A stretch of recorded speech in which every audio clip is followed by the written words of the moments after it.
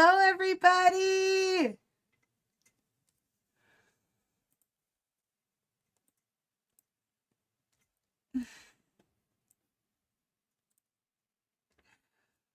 Looker like court watch on a Thursday night. Hair all a mess, cats being a pest. Something like that. Hello, Squishy. Oh, let me get some treats out so that they stop knocking stuff off my desk and headbutting my hand while I try to click on things. Not speaking about any particular cat, am I? Knocking my elbow rest off. Can you please not? Oh my. Hold on, I gotta put the cat cam up.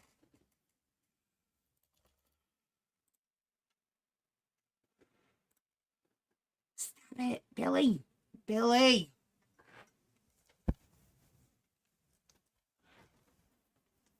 How is Earl the good one? I don't know either.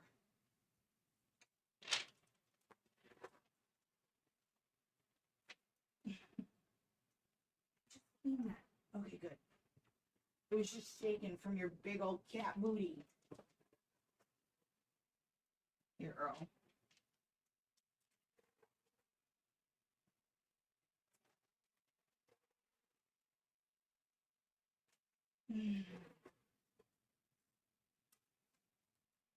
I don't know where Tiny Kitten is.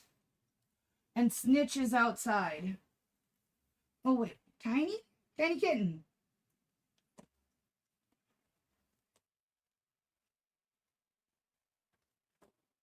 Oh, no. No, Ava just knocked my pillow off my bed and it took on a cat shape. The one corner sticking up. Ava!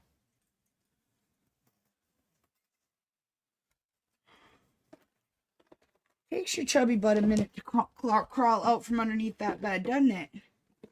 Doesn't it? Come on, Ava.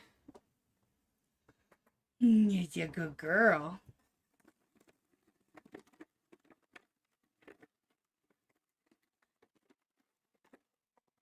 Hi, guys. I missed you.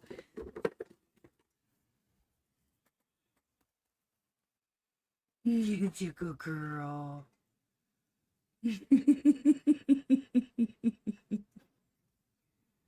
One more. One more. You're a good girl. Cat's got a new little comfy plush bed over there. My daughter found that. I think she found that at Ross's. Yeah, Ross's. She got Bandit a pink one for Bandit's moving in with her. Oh, Bandit now has a pink bed. Hello, Nana Laura. Hello, Buzzy Pug. Hello, Jerry.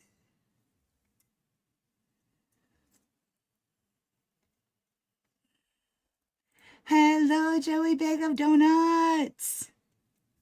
Oof, I can't even imagine how hot and humid that's gonna be. It was very uncomfortable here. And my AC stopped working. It's been a beautiful couple days. The blower works, and the cooler was working, but all things Google lead to something, a large clutch gap, it said. So it said that there's spacers in there, and when the engine overheats, which mine did, I may or may not have forgotten to check the oil until I knew I was leaving for Madison and noticed my van was quite hot. So I put oil in it then, but it was hot. But supposedly when your engine overheats, like, it causes the spacers to shrink. And then, so you have to like remove, or no, well, I don't know. I don't understand it. I'm not a car person. I'm a Google person. I have a call into the mechanic, but then the latch to my back, the hatchback part of my van, it also broke. The part you pull, it's very floppy. Like there's no resistance. I can sit there and go like this to the plastic and it just moves back and forth. It's not supposed to. So it says that the rod or pull wire is no longer connected to it. So I have to get those two things fixed for sure, or get a new van. I'd rather just get them fixed. It's cheaper to get them fixed. But I can't do the no AC thing. And I have one more day of driving that I have to have before I can park it and forget about it. So one more day of no AC for the most part.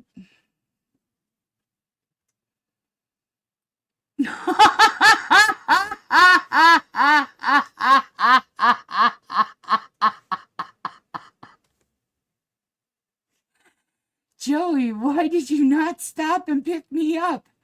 Because I'm not trained to haul livestock. Damn, I would have shaved.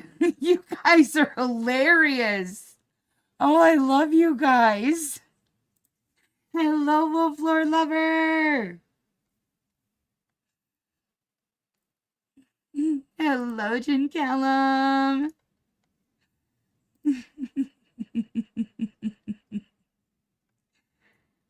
Hello, Wire Mother.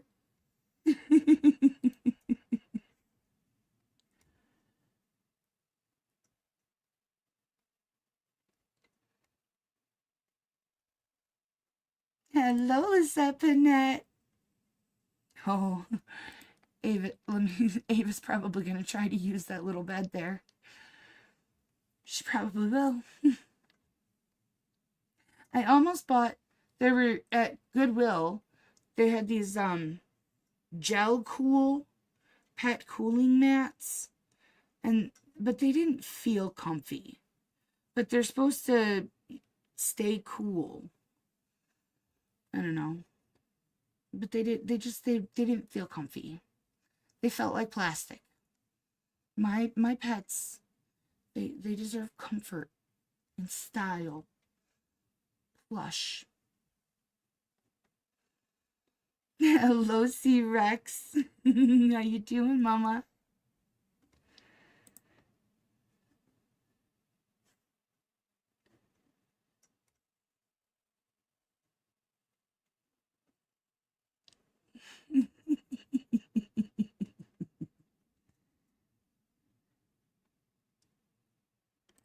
Oh, well, that's okay. I've got extra stuff.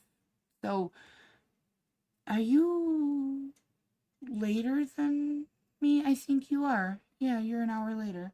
So it's 11:30 now. I wanted to come on early because I haven't been here for too long. And I have over 2 hours of stuff because, you know, when I couldn't stream or sleep, I stayed up and found stuff. Hello, Margotti.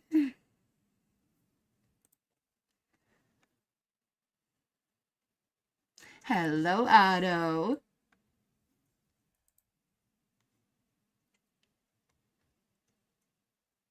Oh, thank you. Thank you so much, Wire Mother.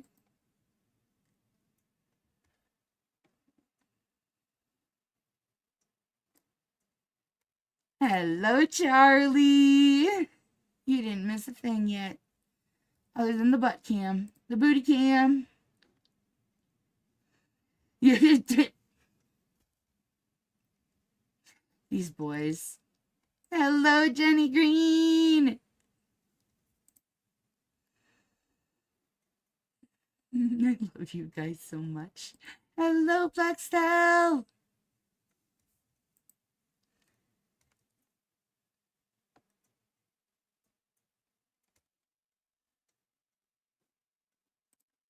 I don't know. Ross dress for less. We just say Ross's. I don't know.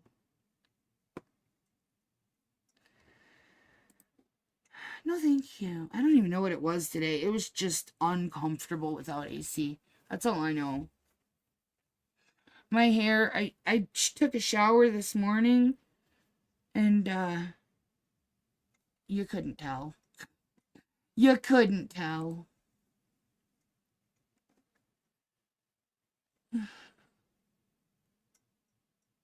Hello, Allison, honey. No. I wasn't gonna turn my heat on. It's hot out there. No. It was overheating because I didn't have oil in it. It was a me mistake. I knew right away. I knew right away because it's 2007 van or 2006. It's a little up there, and it leaked water when my daddy had it. Sorry, I'm putting the cap back on my water, looking at the word water while I'm trying to say oil. Yeah, it definitely wasn't oil. Wasn't water. It leaked oil when my daddy had it. So I knew better. I knew I had taken a couple of trips to Madison and that I should have checked it. But dummy me procrastinated, and I noticed it felt hot. So checked the oil and it was empty. So I added all of it.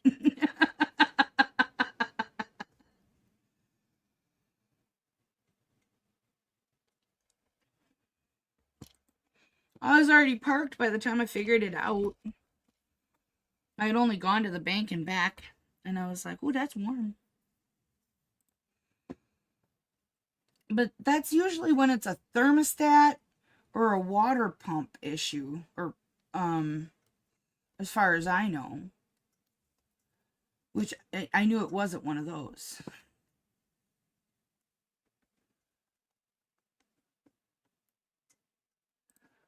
I know. The last time when I had to fix it in my daughter's, it was like $800, and that was 4 or 5 years ago. It was like $800 when I had to put the AC in hers. Actually, more than that. That was after the troubleshooting and paying the guy for that. Yeah. I'm not looking forward to it. But her compressor had gone out. Mine, the compressor and the blower are working. It's either out of coolant, so it needs to be recharged. But when I stopped at AutoZone, when I stopped at AutoZone and I asked for those self-recharge things, canisters, the clerk told me, don't even bother.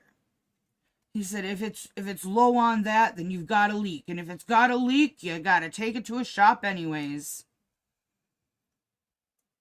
Okay, I won't buy your product. Thank you, sir.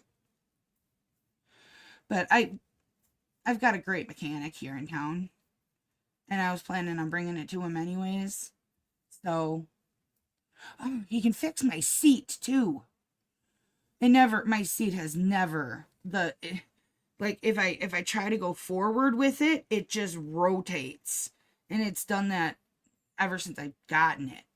It was like that when I was given the van, so he can fix that too. I'm just gonna drop it off and say make it new. Poor mechanics. Hello, Spider-Man. Ooh, vacay. I need a vacay from my vacay.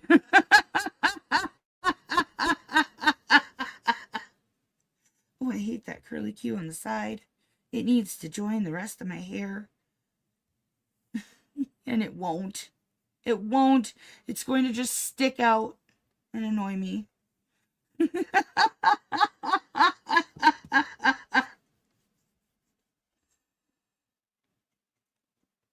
Oh no. How long has it been running for? Could it be frozen? Like, I've had to turn my AC off on really hot days. I've had to just turn it off and let it thaw itself out for half a day, and then it worked fine again. But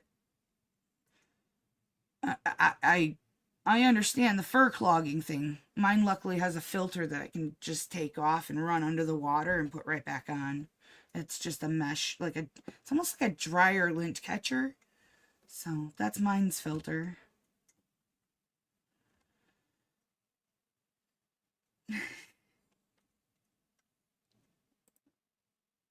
Really? Please send me the link. Please send me the link. For real, I'm not lying.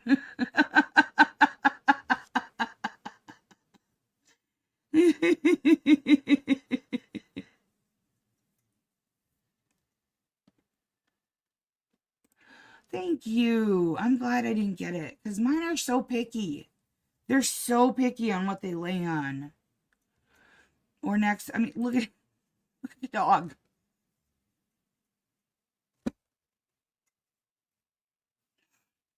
What? What is that? You moved the mat out of the way. You moved the cat bed out of the way. To do what? What are you doing? You don't have to come here. I just want to know what you're doing, you weirdo.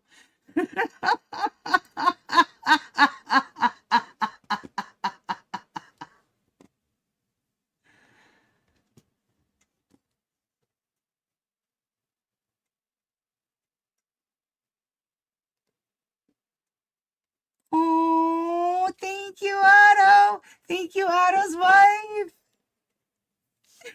That'd be fine. You guys could be in separate rooms and watching me. That way she could chat too.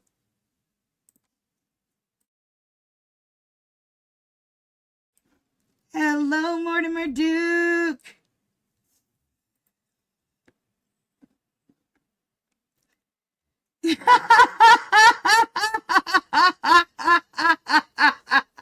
Hello, Penny. I've been gone too long, and I have 2 hours of cases you'll love. I promise. I promise you're gonna love them.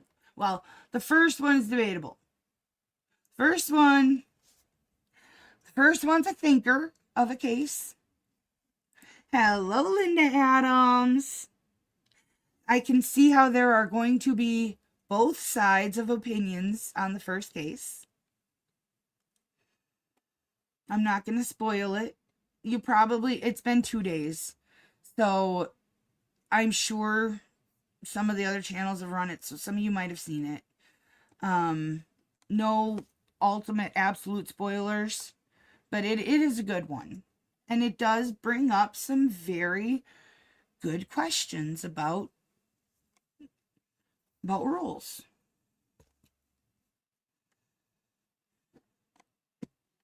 I did not. It wasn't that far. It wasn't that far. I just ruined the AC.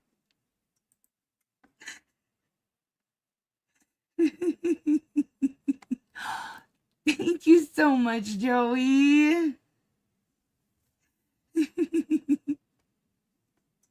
I have a leak. Possibly. Hello, Jim Typekey. The ultimate, the ultimate yay or nay or whatever happens with it, that's going to come from the mechanic. I don't know. Google says to remove one of the little spacer wedges and it'll work again. It said to hit it with a broom handle too. I didn't do that. Hello, Mark Baggett.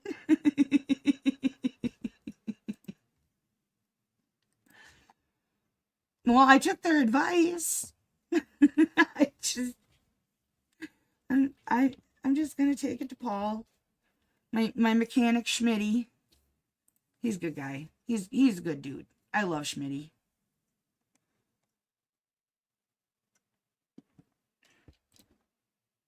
Oh yeah. Yeah. I've had some real winners.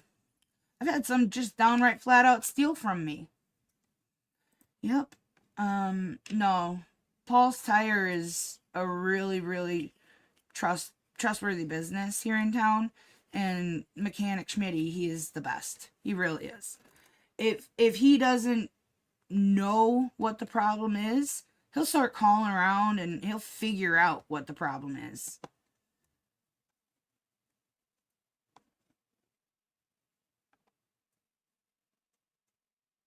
Hello, Bettina, honey.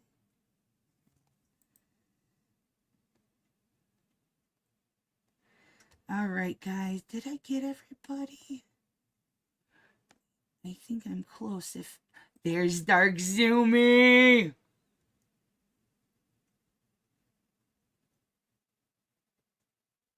I'm not reading that one. I'm not reading that one. For personal reasons.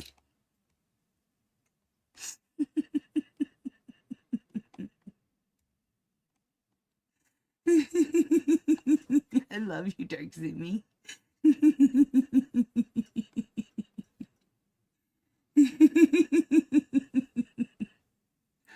Oh, honey, I hope you're able to get it working again. That's awful. I feel your pain. I feel your pain, honey.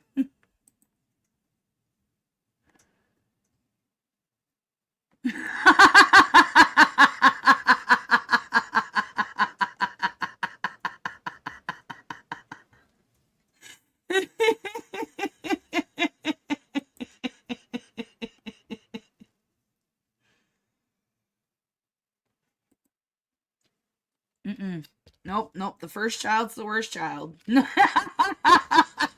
Shh, my kid's home. I can't let her hear me say stuff like that. She's an only child though, so that's different. That's different. Actually, she's actually a really good kid.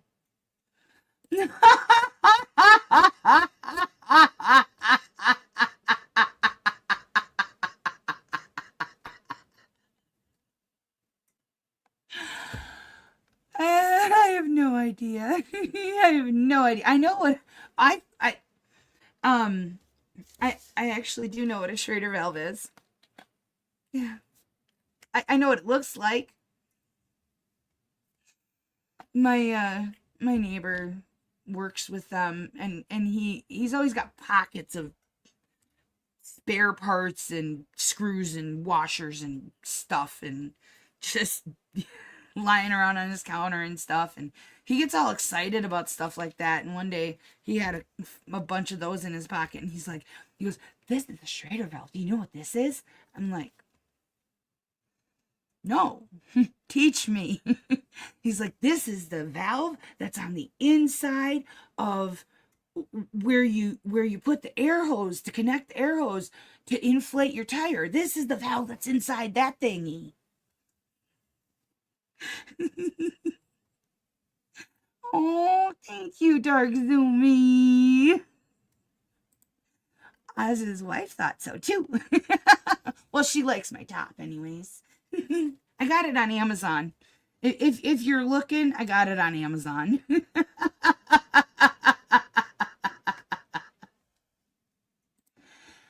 Youngest and only girl. I was spoiled rotten. Rotten by some. by some.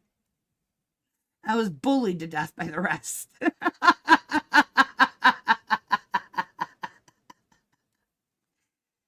All right. Oh, I wanted to show you guys.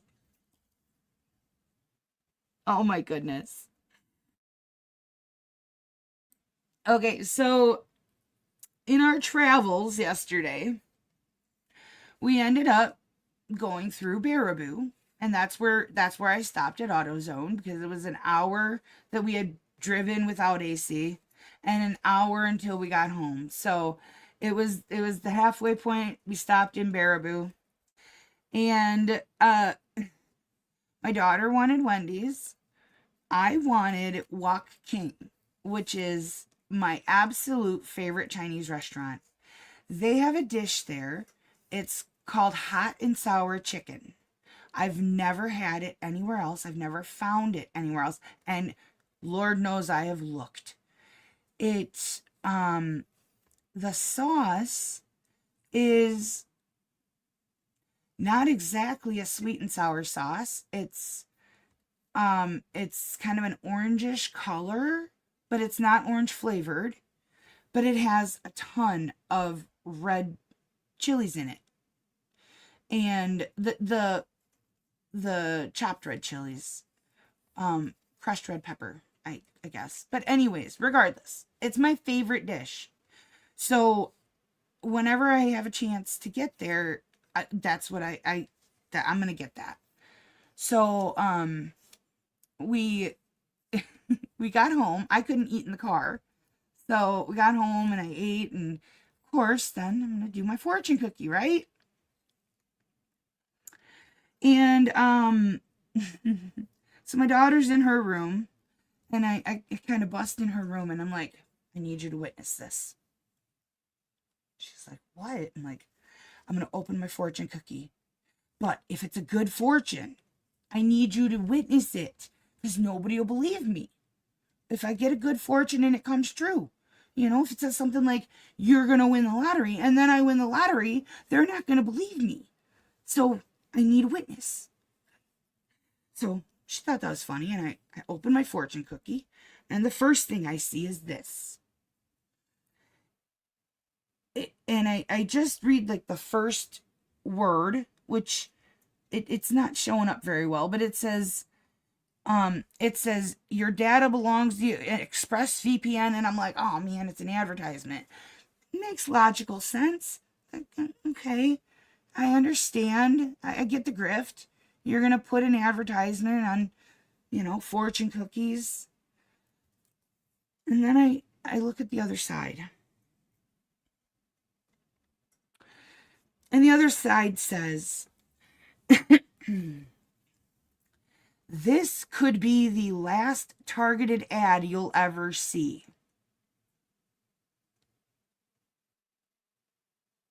That's not a fortune. That is a impending doom cookie. That is what happened to happiness is just around the bend.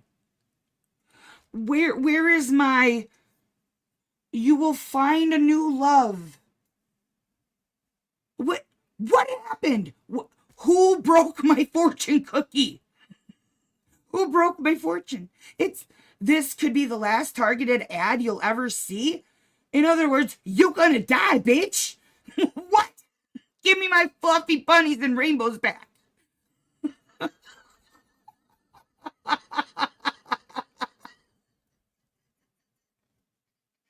And they used to have, where the ExpressVPN ad is, it used to be where they would teach you how to say a word in Chinese.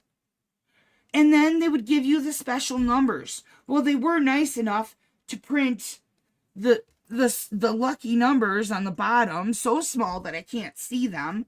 But I mean, I've got a magnifying glass I could use if ever. That is not a fortune.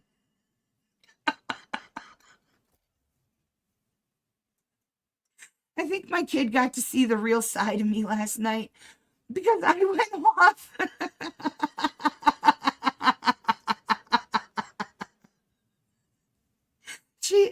didn't know what to think. I don't think she's ever seen me like that. She doesn't watch the show. So I don't think she's ever seen me go on a rant like that.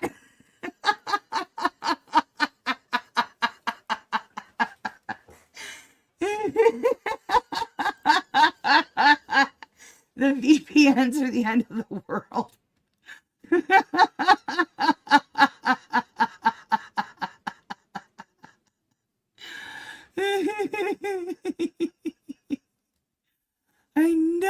I know. They stole my fortune and they replaced it with this may be the last targeted ad you'll ever see. And then, then you get paranoid. Then you're like, are they watching me? They're going to sniper me right now?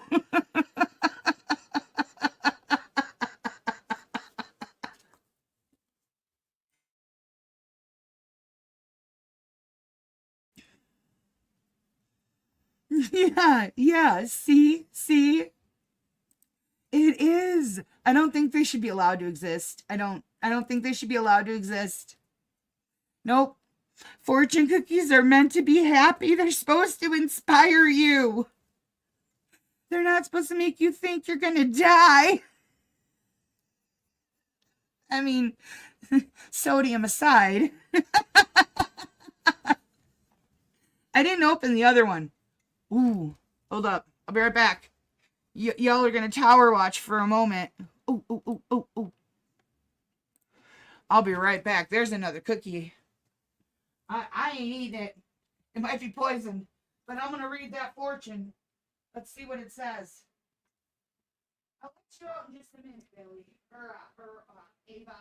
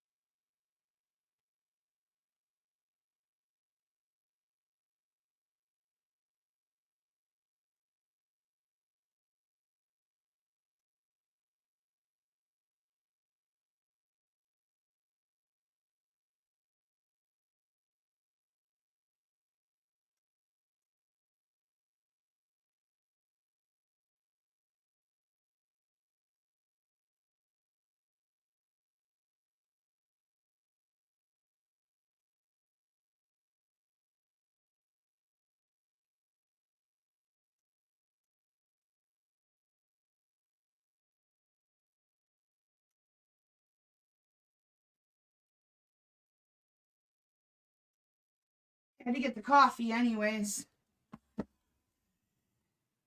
It was brewing. All right, here we go.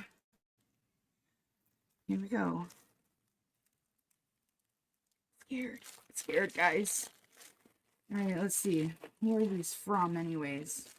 I'm gonna write them a strongly worded letter.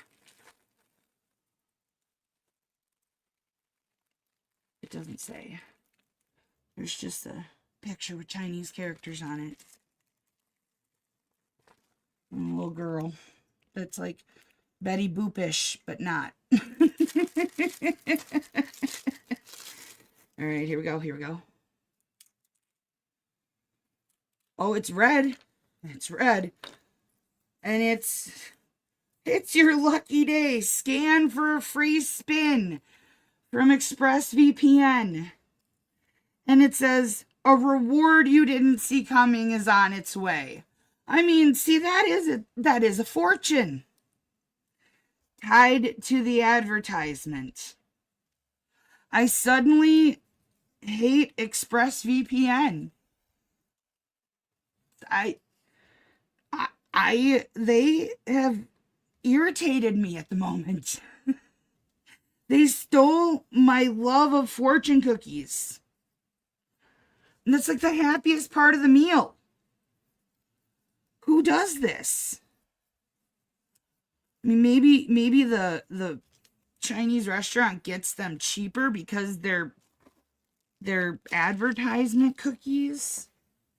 That's just wrong. That's wrong. Bad ExpressVPN.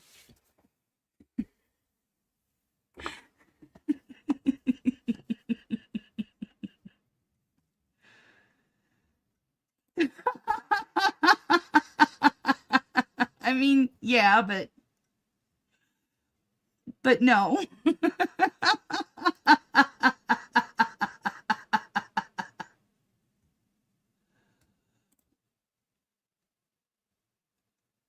I don't doubt that. Either part of that. I don't doubt that.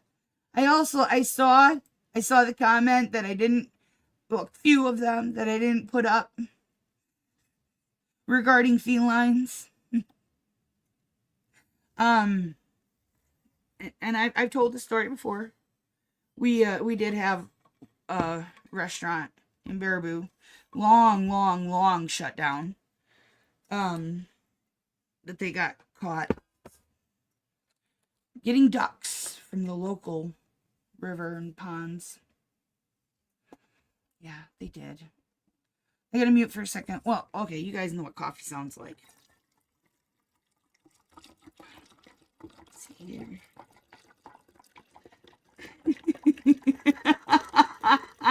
Oh, what?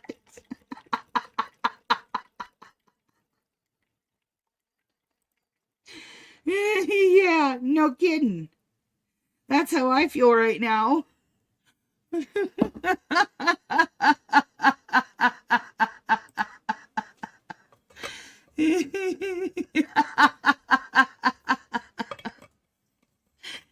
Oh, man.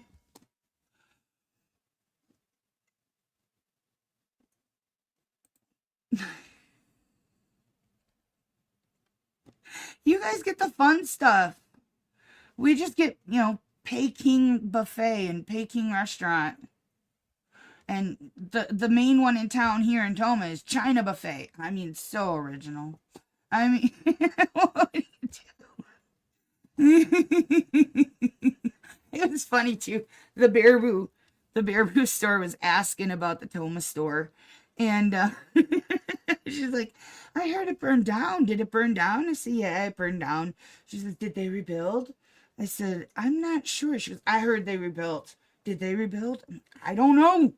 I don't know. I didn't eat there. I used the other one. And she goes, sometimes when a business is not making money, owner will do that.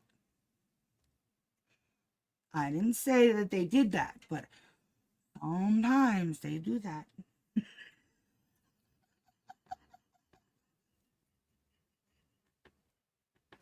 Had no idea. Shocker. And it just happened to come in a year where we had 5 business fires on that same road.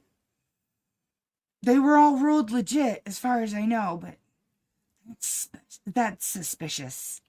To me, you have 5 businesses go up in flame within the same year on the same street, both sides of the street. I'd be asking more questions.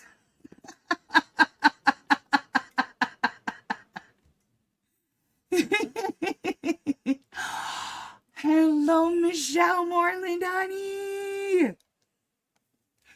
I'm so happy to see you.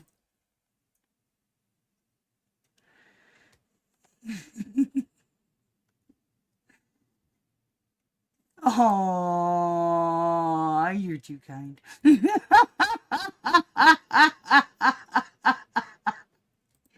Happy birthday! We love you!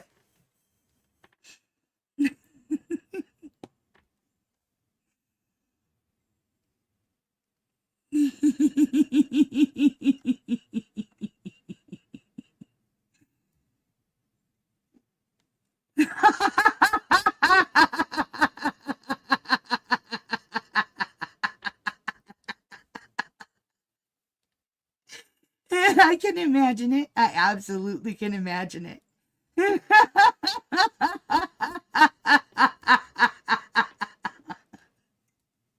That'll be my fortune.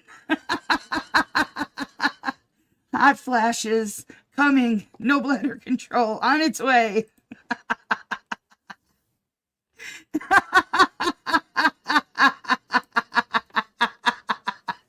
No, no, they were all picked by me. All of them.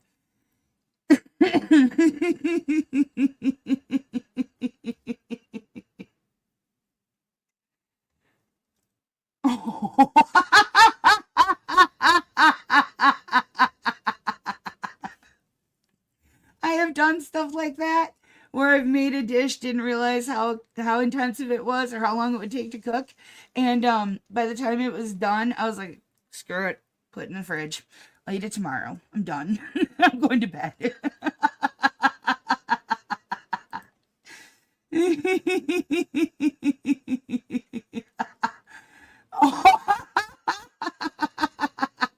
I saw a lady, my mom and I went to one, and I kid you not, this woman, they brought out the crab legs, they put them in the metal tin. The woman grabbed the metal tin out of the warmer and took it to her table.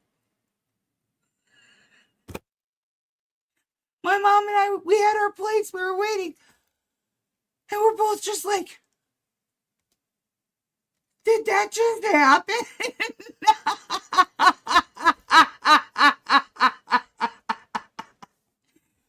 Oh my gosh.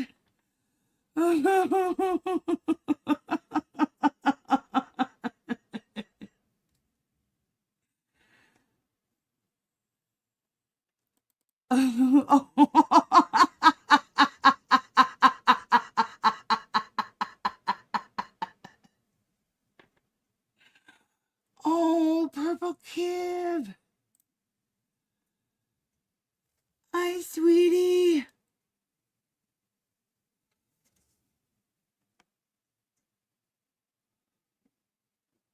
I'm sorry things are so chaotic right now, honey. Hopefully you can enjoy a laugh with us. I know that's a real small prospect of, a little bit of joy, but I really hope that things get better, sweetie. You know how much we love you.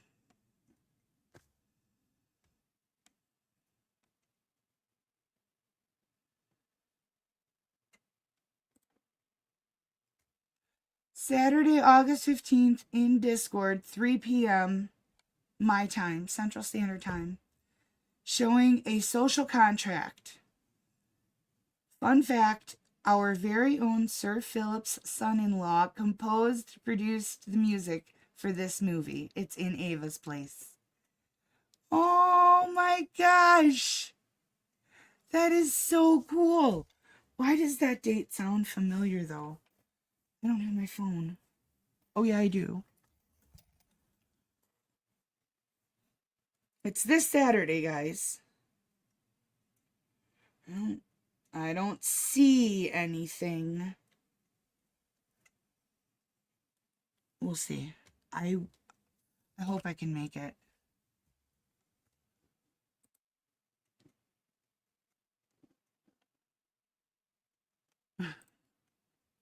I know you can buy those.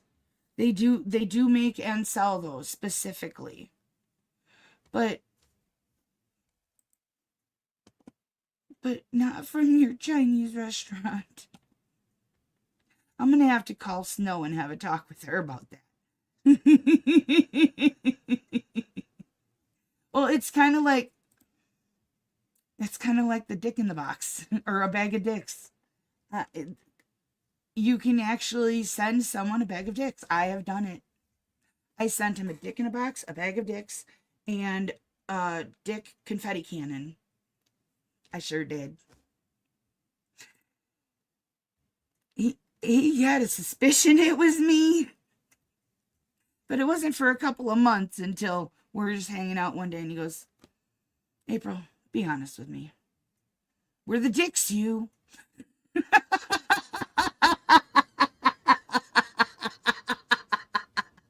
We weren't talking at the time. I was a little upset with him.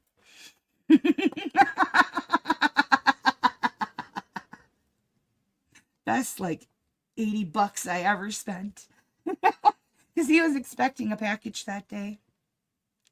He saw a box sitting there and he went bounding up his stairs and grabbed the box up and he opened it up and here was this giant chocolate penis and a bag of gummy dicks. And then he saw a tube that said incense. And he's like, well, I order weird shit all the time. Popped the lid, dicks everywhere. It was glorious. I loved hearing about it. Oh, it was so great. And he had company. and his wife happened to be home that day.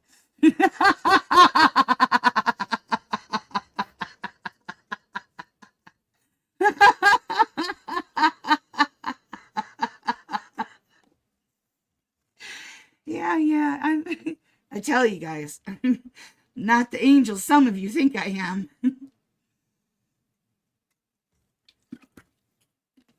I am until I'm mad.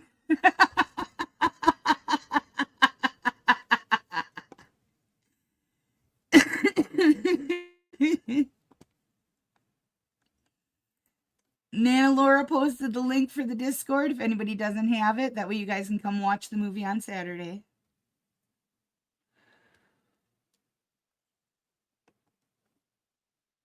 Oh.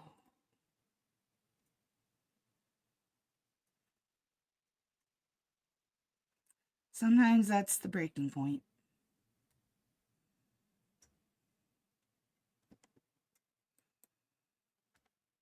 I truly hope it gets better.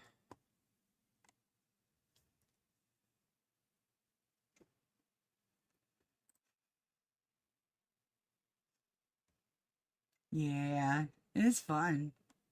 It's really fun.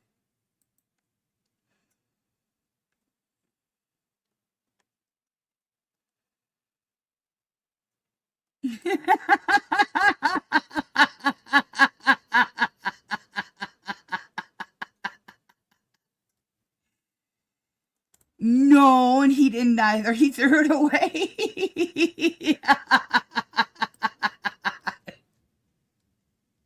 It's me.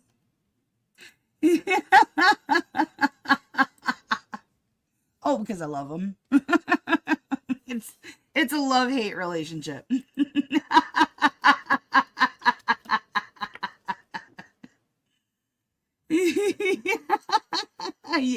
Yeah. There's a lot of nifty little programs out there like that for, sending things to people anonymously. It's 100% anonymous. The return address comes back to some warehouse out of New York.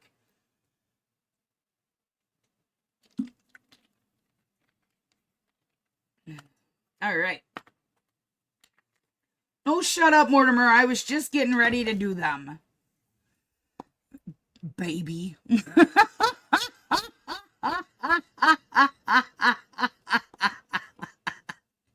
I love you, you jerkhole.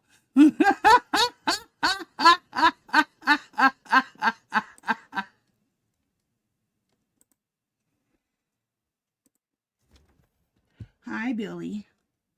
I gotta go see if Tiny Kitten or Snitch are back or anyways. I'll be right back. But let me put the cases on.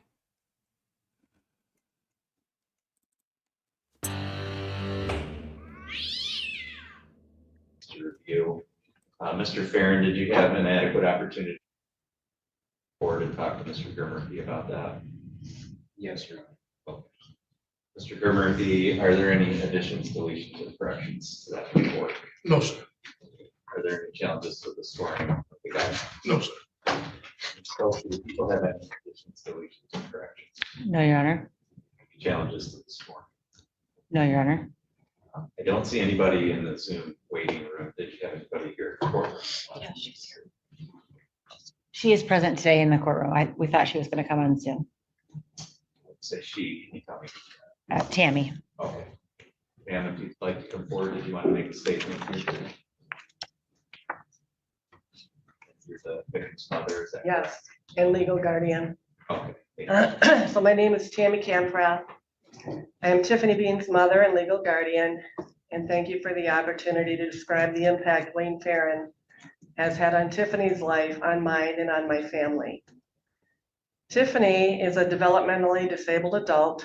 Her disability and psychological evaluations are documented in the court record, and she is considered a vulnerable adult. Wayne's grandmother lived across the street from where Tiffany and I lived while she was growing up, so we were familiar with the family. After Tiffany began attending a new church, I accompanied her one Sunday. Wayne and his mother were there, and I overheard him tell Tiffany that they should get together. I immediately warned her against that because he was on parole and I was aware of his criminal history. Without my knowledge, Wayne later contacted Tiffany, and within 30 days, they were secretly married. I learned of the marriage only because Tiffany shared the news with members of her community mental health peer support group, who then informed me. From that point on, our lives were thrown into chaos for more than a year. Instead of being able to focus on protecting my daughter, I found myself struggling to navigate multiple agencies and a legal system that often seems unable or unwilling to act. As Tiffany's legal guardian, I repeatedly tried to exercise my legal authority to protect her, yet I encountered obstacle after obstacle. I struggled to get law enforcement, parole officials, and other agencies to recognize the urgency of the situation. It was not until an attorney became involved that meaningful actions were finally taken. We then endured police interviews, meetings with attorneys, court proceedings, and a lot of paperwork. Looking back, even investigators acknowledged that the way this case was handled was deeply troubling, and I have since received an apology regarding how the situation unfolded. While that acknowledgement is appreciated, it does not erase the fear, the frustration, and emotional exhaustion our family endured during that year. Wayne had multiple opportunities to make different choices. A pastor refused to marry them, yet Wayne ignored that guidance. He also had the opportunity to speak with me directly, but instead chose to lock me out of Tiffany's home while he, his mother, and Tiffany remained inside on Christmas Day. Knowing he was on parole and aware of his criminal history, I feared for Tiffany's safety as well as my own. During the brief time they were married, Wayne disrupted Tiffany's bridge card benefits, leaving her without those essential funds for several months until I was finally able to resolve the issue with the Department of Health and Human Services. He also contacted the probate court seeking information about revoking my guardianship and persuaded Tiffany to purchase a phone she did not need. That phone ultimately became evidence in this case. To date, she has spent more than $1,000 on that phone and still does not have possession of it. Although the marriage was annulled, Wayne appealed the annulment, requiring me to spend additional time communicating with the Court of Appeals and seeking legal advice. His continued efforts have prolonged this ordeal and prevented our family from moving forward. Wayne also introduced Tiffany to marijuana products. She is now struggling to stop using marijuana gummies that she began taking because of the stress of this situation. Those gummies are now having adverse effects on her health, and her family physician is aware of the situation. Since this ordeal began, Tiffany has experienced increased fear, anxiety, and emotional distress. She suffered suicidal thoughts while anticipating having to testify in court and has required increased psychological support. Although she is working hard to recover, Wayne has made that difficult. Even while incarcerated, he continued attempting to contact her from jail, preventing her from finding peace and causing her ongoing fear. Wayne's continued persistence is one of my greatest concerns. I genuinely fear that his attempts to involve himself in Tiffany's life will continue after sentencing. In fact, I have been advised to renew a personal protection order before a sentencing hearing because of the concern that this behavior may continue. His repeated attempts to contact Tiffany, even while incarcerated, make it difficult for me to believe that this conduct will end without firm intervention from the court. I do not speak from hatred. I recognize that Wayne may have a history of harmful choices or personal struggles, but those circumstances do not excuse exploiting a vulnerable adult. Accountability is necessary because his actions have caused significant and lasting harm. As Tiffany's mother and legal guardian, my responsibility is to protect her. I will do everything I can to support her healing and ensure her safety. I respectfully ask the court to impose a sentence that reflects the seriousness of this crime, the lasting impact it has had on Tiffany and our family, and the continuing fear caused by Wayne's actions and persistent efforts to remain involved in her life. I also ask the court to help protect Tiffany and other vulnerable adults from future harm. Thank you for your consideration. So, did anybody else that wants to address the court today? No, Your Honor. Anything on your behalf? I'm sorry, on behalf of people. This case was difficult, primarily because Tiffany struggled, and the court can see, based on what her mother talked about today, that she was really struggling with going to trial. So to the extent that Wayne Farron at the very end did take some responsibility for this, it did save her a lot of stress. She was very upset about having to testify. She did come into our office voluntarily at the end and tell us that Wayne was contacting her repeatedly from the jail. I didn't hear that myself. She was really vulnerable. She is older, and the defense was that essentially she was able to get into other relationships, and they were going to try to bring those people in and say that she could consent. She quite clearly couldn't under the statute. I think the recommendation for an MDOC sentence is appropriate at the high end of the recommendation or the guidelines. Mr. Farron has a long history of victimizing people. In fact, we have another case sitting on our desk today for a pretty brutal assault that happened in the jail. We just got the information on it yesterday. Another file coming up on him. So he's got this one where he swooned a mentally disabled, physically disabled woman, and then in jail assaults someone. This guy sounds like a keeper. The cameras. He made these choices. He knew she was vulnerable. And I suppose he could have argued at the beginning that he didn't know she was vulnerable, but certainly throughout the case, he learned it and continued his behaviors. Tiffany really struggled with all of this. She struggled with her relationship with all the people in her life as a result of Mr. Farron's actions. And I think that it's appropriate to sentence him to MDOC. Thank you. Thank you. Mr. Gerber, did you? Yes.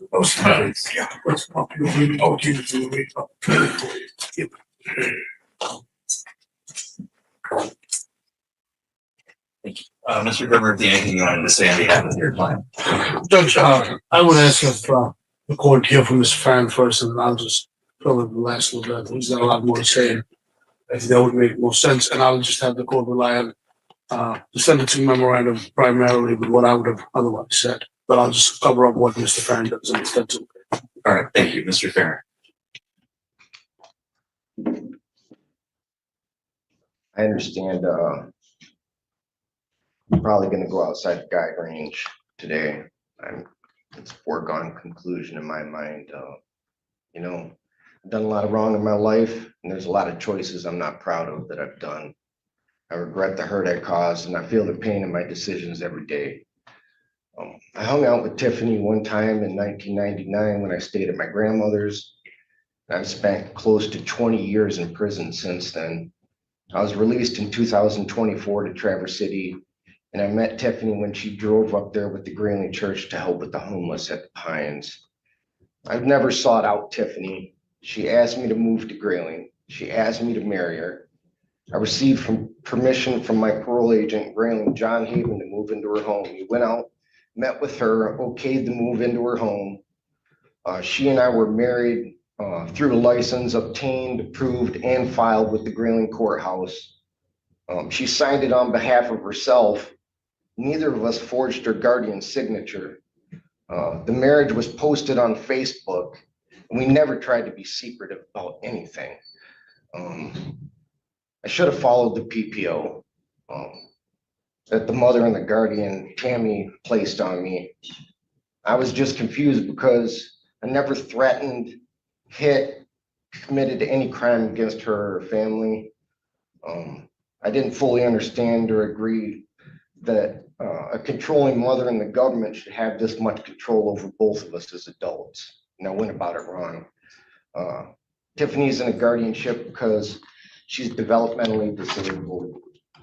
She has extremely low reading and writing and math scores and was in special ed. Tammy Camprath asked an expert in court her mental age. The expert replied that her range is 15 to 16 years old mentally. And then after that, Tammy goes on to state that she has the mind of a 13-year-old in a police report with John Capadlo, which is now part of my PSI, and that's just a false narrative. I have the court transcripts, it's documented. I know none of this looks great, you know, and this lady's never really liked me. She doesn't like my criminal history. But me and Tiffany have never been married at the age of 44 and 50.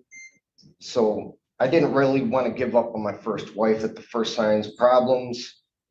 I know what it's like to be confused in a legal system with little to no understanding. I know what it's like to be judged by everybody every day for a past and that they don't understand. And I know what it's like to feel alone. I've been controlled. I've been made fun of. I'm still bullied by society to this day. I know what it's like to be used by others and under constant control. I've been in mental health all my life. I've been in special ed growing up at a very young age. I got my GED at the age of 26, you know, and I was taught never to give up. You know, I figured it was my job as Tiffany's husband to not give up on her at the first sign of problems. I thought, isn't it my duty as a man to look past her surface and support her mentally, spiritually, emotionally, financially, and to love my wife for better or worse, you know? I wholeheartedly believe that Tiffany was an adult when I first married her. She was trying to get pregnant with one of her prior boyfriends that lived with her. She went to the doctors alone, had her IUD removed. This is well documented in court. She's taken ovulation meds to increase her chances of pregnancy. She's lived on her own in her own home for the past 18 years. She votes. She gambles weekly. She smokes cigarettes. She smoked marijuana before me and still does. She has a driver's license. She drives. She drinks. She goes to the bars weekly with her on again, off again boyfriend, Roy Davis. Tiffany Bean told me that she's been in a relationship with Roy Davis for the past 20 plus years. Shortly after our annulment, they announced their engagement, plans to marry. Tammy Camper has known about the relationship the whole time, not only approves of it, but encourages it. So all this has led me to believe that Tiffany is an adult woman and left me very confused. Why is it okay for another man to marry Tiffany, but I got to go to prison for marrying Tiffany? Why is it a crime for me and not for him? Just because I have a prior criminal history, I'm poor, I'm an embarrassment to their family. I believe the law should be applied equally to everybody, not just me targeted because of my past. But going forward, I appealed this marriage because it's out of principle. I didn't agree legally, Your Honor. I thought I could be friends with Tiffany still, you know. I don't have any hard feelings towards her. I don't blame her. I'm not mad at her. I don't want to hurt her. None of that. You know, but going forward, I won't talk to Tiffany anymore. I won't talk to her family anymore. And if I offended anybody under the law, you know, I should follow the PPO. I apologize, Your Honor. And I asked the court to look at this as a completely different situation from my past when considering my sentencing today. Thank you. Thank you. Mr. Germer, do you have anything? I just simply want to add, Judge, that this was a difficult case to litigate for both the people and the defense. And I just want to go through some of the background of it, as Ms. Cope indicated, with what our defense was and so on. We hired an expert in this matter. The opinion of the expert who testified in probate court and the expert we hired indicated that the complaining witness was, at least in my set, about 16 years of age. I think that's what Mr. Farron was alluding to, that it would be the age of consent, at least in his mind. I understand legally those defenses may or may not apply, but given that somebody who's been in prison, didn't get out in 2024, took the right steps by getting permission to move to Crawford County from Grand Traverse County, get his parole officer in Grand Traverse County, to have a courtesy parole officer here in Crawford County to go visit the home, then apply for a marriage license, get a marriage license. I think initially that's when Mr. Farron took those right steps. And at that time, there was no guardianship in place. But I think what Mr. Farron really screwed up was, as indicated, once the personal protection order was entered, once there were probate court proceedings, once there were proceedings regarding whether this individual was deemed as a disabled or developmentally disabled individual, and did that person have the consent? That should have been litigated by Mr. Farron in court, and he didn't do that. And I think that's where problems legally come. I've explained that to Mr. Farron, and I say all of this to make a record of it so Mr. Farron understands what some of the problems were. Certainly during our investigation, we were able to find that the complaining witness votes. She's voted in at least 2 elections that we know of. She drives. She can tender change and go to the bar, plays bingo. So we were able to at least, and I think when somebody of Mr. Farron's mindset, who's getting a GED at 26, who spent 20 years in prison, looks at all of this, I don't think the first thing they think is, well, is this person developmentally disabled or not? But I think what Mr. Farron really screwed up was once those decisions were made or were pending in the probate when this process has started, he should have taken a step back and realized and said, well, I need to decide legally and navigate the legal system rather than do what he did is violate those orders, not follow those orders. So this problem's on both sides. I think Mr. Farron, I don't want the court to get the impression Mr. Farron isn't taking accountability or responsibility. At least from what he's told me is he's accountable and responsible for the actions after plea appeal was entered, and he takes accountability for those actions. Prior to those, when the guardianship was not in place, prior to those, when he didn't have knowledge, he just didn't have knowledge of any wrongdoing under the law. I just wanted to put those things for the record. The court has a better idea of Mr. Farron's mindset of why we are where we are this week. The only last thing Mr. Farron wanted me to place on the record is, and I don't think the court has any authority in this, but he wanted me to place this for the record, that he wants to release his property that's held in jail to me, which I'm willing to accept that property be released. So the court has, or Ms. Stoke has, I mean, the court has. Thank you. And Tiffany has stuff of hers too. Right, but we can Well, address that those. she That would wants be, back. that would be something that Ms. Cope will handle. Like your property, you want me to put on the record that it would be released to me, so I just wanted to put that on. I don't think that I have ever heard of property being released to the lawyer. The public defender, no less. I would think that there would be some kind of a conflict in that. I'm confused about that part. I'm very cognizant of the rest of it, but that one thing stumped me. Oh yeah, you're gonna see in a moment just how this went over. Thank you, Judge. All right, thank you. So, Mr. Farron, I did read through the pre-sentence report, so I'm familiar with all the information contained in that report. As I said, I read Mr. Murphy's sentencing memorandum that gave a lot of background about you and your circumstances, as did the pre-sentence report. I also reviewed the statement, ma'am, that you submitted, and then I listened very carefully to what you had to say here today.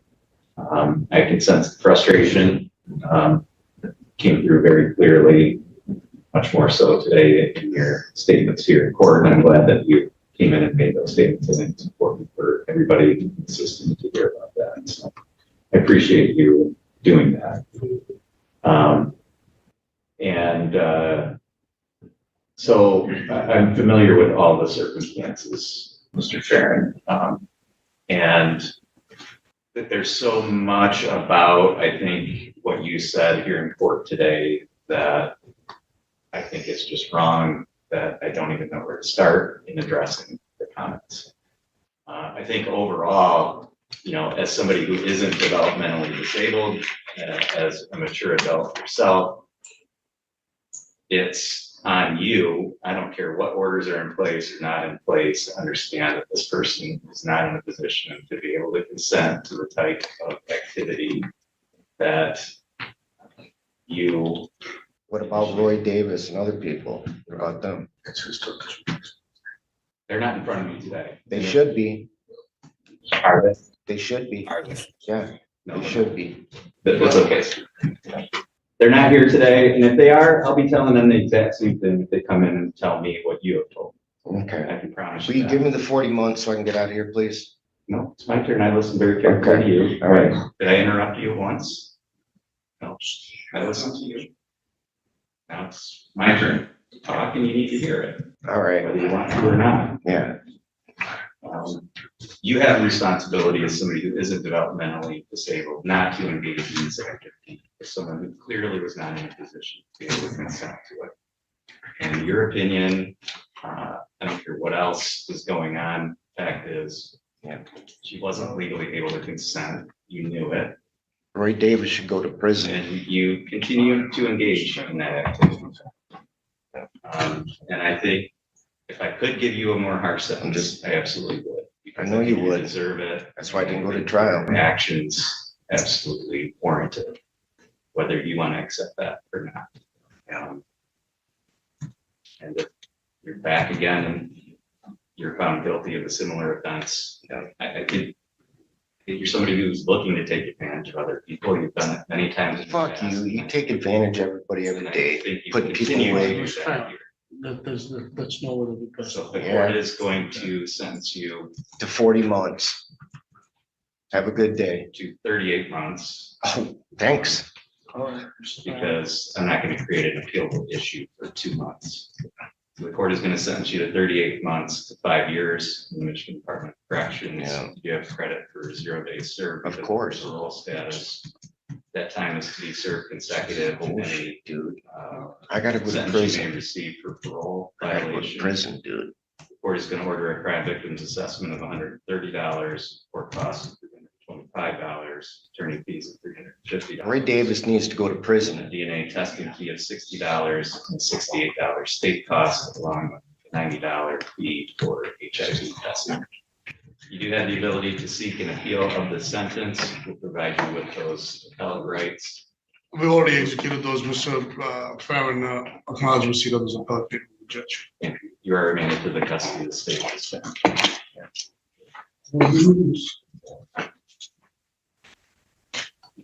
Not right.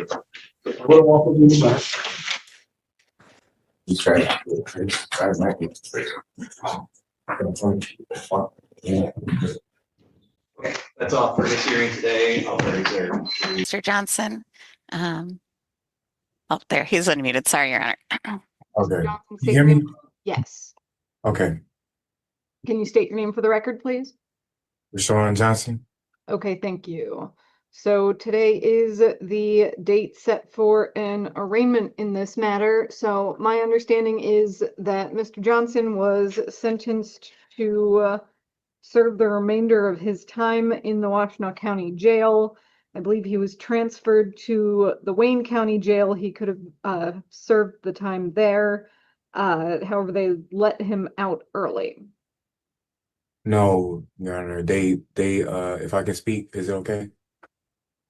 Attorney Van Blarkum. You can speak, Mr. Johnson. I can also let the magistrate know that you were in Wayne County Jail for, it was 2 weeks, you told me, and then you served 62 days in Oakland County. Is that correct? Right. That's where I served the rest of my time at with those two counties. They didn't let me out early. Do you have documentation of all of this? Uh, do I? I believe so, yeah. It should be in the system, yes. Like you should be able to look that up. I'm not able to look up whether you served time in the Oakland County Jail. No. Oh, okay. Well, I should have something I probably have some type of paperwork in my bag, you know.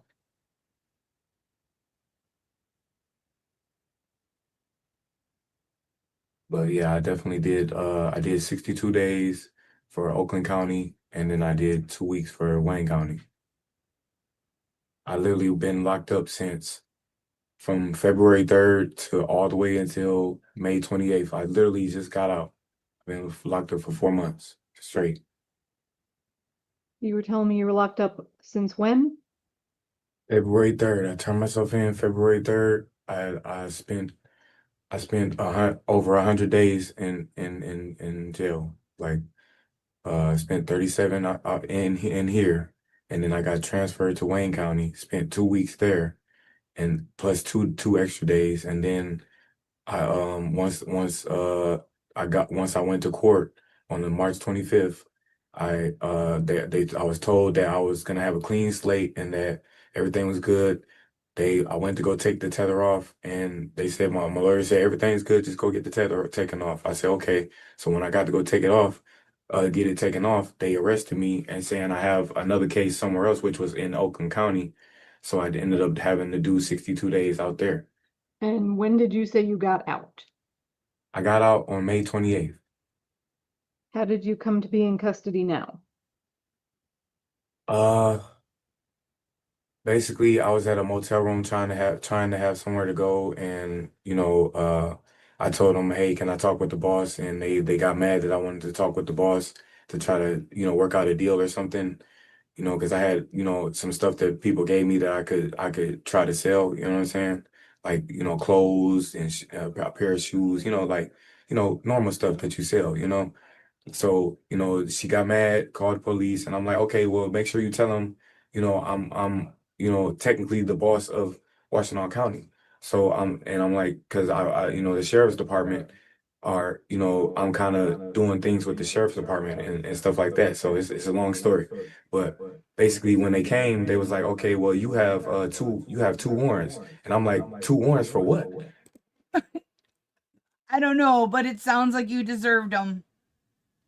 You're the boss of Washington County? Did you tell Judge Simpson that?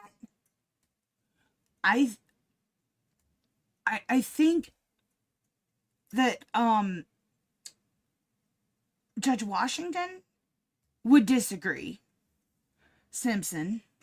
I don't think that Magistrate Braley's buying it. And I bet you the officers may have disagreed as well. This is one of those long tangents where you throughout it you want to interrupt and go, be honest. Be honest. Because you know it didn't go down like he's saying. I was just trying to negotiate. She called the police. No, that's not what happened. You know what I'm saying? So that's the reason why I'm here, because they said I had two warrants, and I'm like, I don't have any warrants anywhere. Once I finished my time for all three cases I had with Wayne County, Oakland County, and with you guys. So I don't understand how I have two warrants. And I told them, like I told my lawyer, I think it's because somebody is using my name. The IRS sent me something in the mail saying that my social security number it was compromised. Okay, thank you, Mr. Johnson. Attorney Van Blarkum, Yes, Your Honor. is your office able to get confirmation that he served all of this time? We haven't been, Your Honor. We've been trying to look up on the different websites and things. We haven't been able to get confirmation at this time. Like we've gone to the Oakland County website. I've looked on Otis. We haven't been able to get confirmation at this time. But Mr. Johnson, like I said, he's indicated that he was there. He's got the dates. Yeah, we've tried. I'm just not able to get in contact with anybody at this time. Because at this time, without any documentation of the time served in Oakland, I still have him with a balance of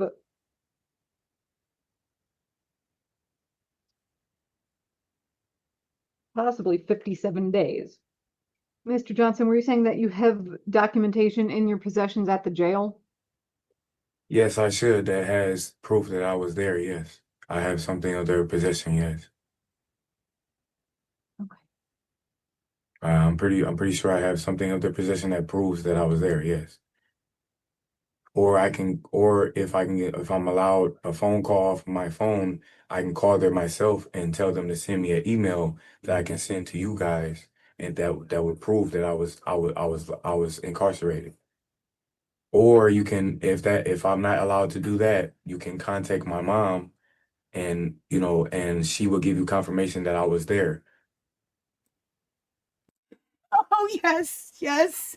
If all else, if you can't go through any of the legitimate routes of figuring out if I was incarcerated or not, call my mom. She'll tell you.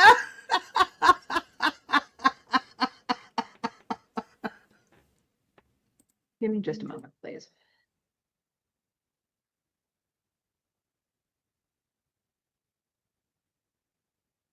Hey.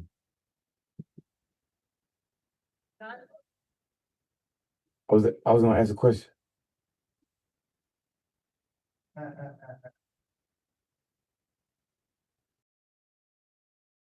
All right, back on the record on 25S00028. At this time, the court has called the Oakland County Jail, and I do have confirmation that Mr. Johnson, under inmate number 465872, was incarcerated in the Oakland County Jail from March 25th, 2026 to May 28th of 2026, which is a total of 64 days. And without factoring in any other time at all, he had 61 days left to be served on the sentence for us. So that has been served in the Oakland County Jail. Now you just need to call his mommy and ask if she has his room ready for him. Because he's coming home. So, Mr. Johnson, you are free to go.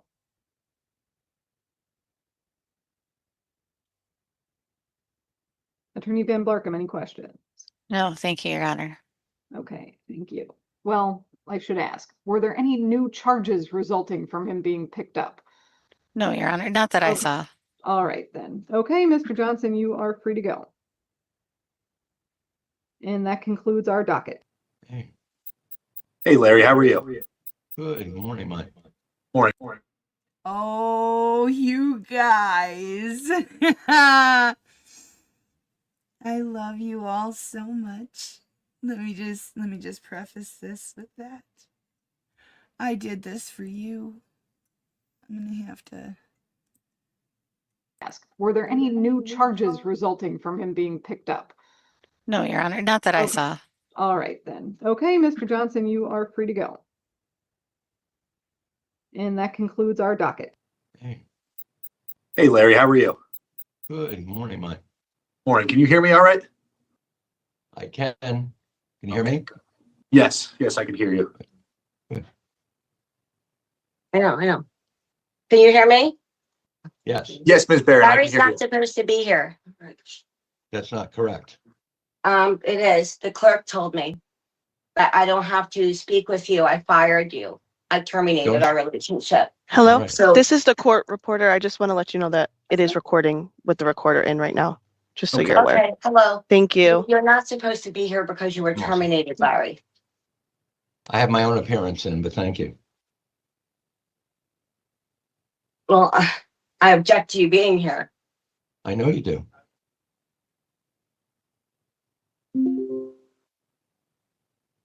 I can't even see this on my phone.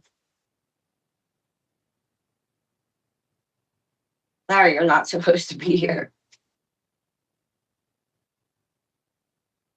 I had a right to let you go. You did let me go. I'm sorry? You did let me go. I understand. Wait, but I have a right for you to not be here. That is my Then I right. don't. Okay, I got it.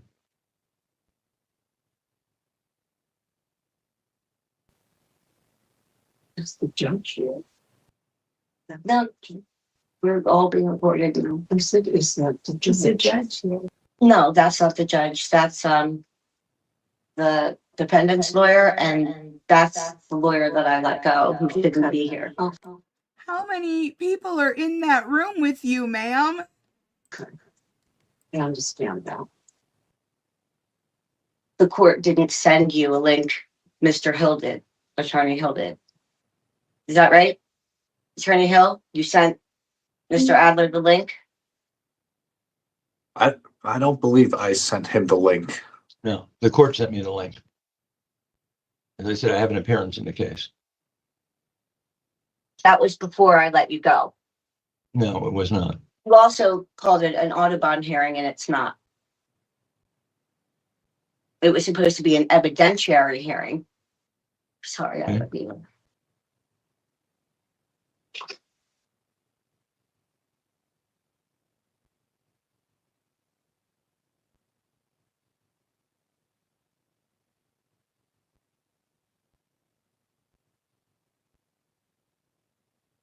Who's Stephen Goldschmidt?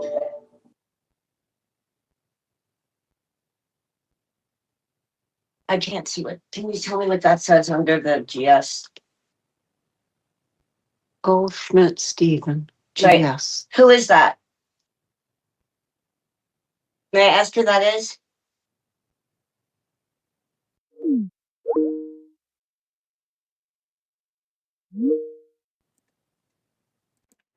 So I don't know if you guys noticed, but up at the top, the court reporter was sending the judge messages that were visible and asking, because there's conversation, should I take them out of this room? And the judge replied, yes, put them in 4A. So this here, what we were watching, waiting for the judge to come in, that got taken down, and then it started up in a different place. He also has to get a pee pad. Oh, what? No, she'll pee near the pee pad if I don't put it down. And I don't want to slip on that. Just that would be, I'd have to. She'd be in so much trouble. Oh, and apparently she has a dog that pees on the floor on a pee pad. She doesn't want to slip on it. But that's very important information for the court to know.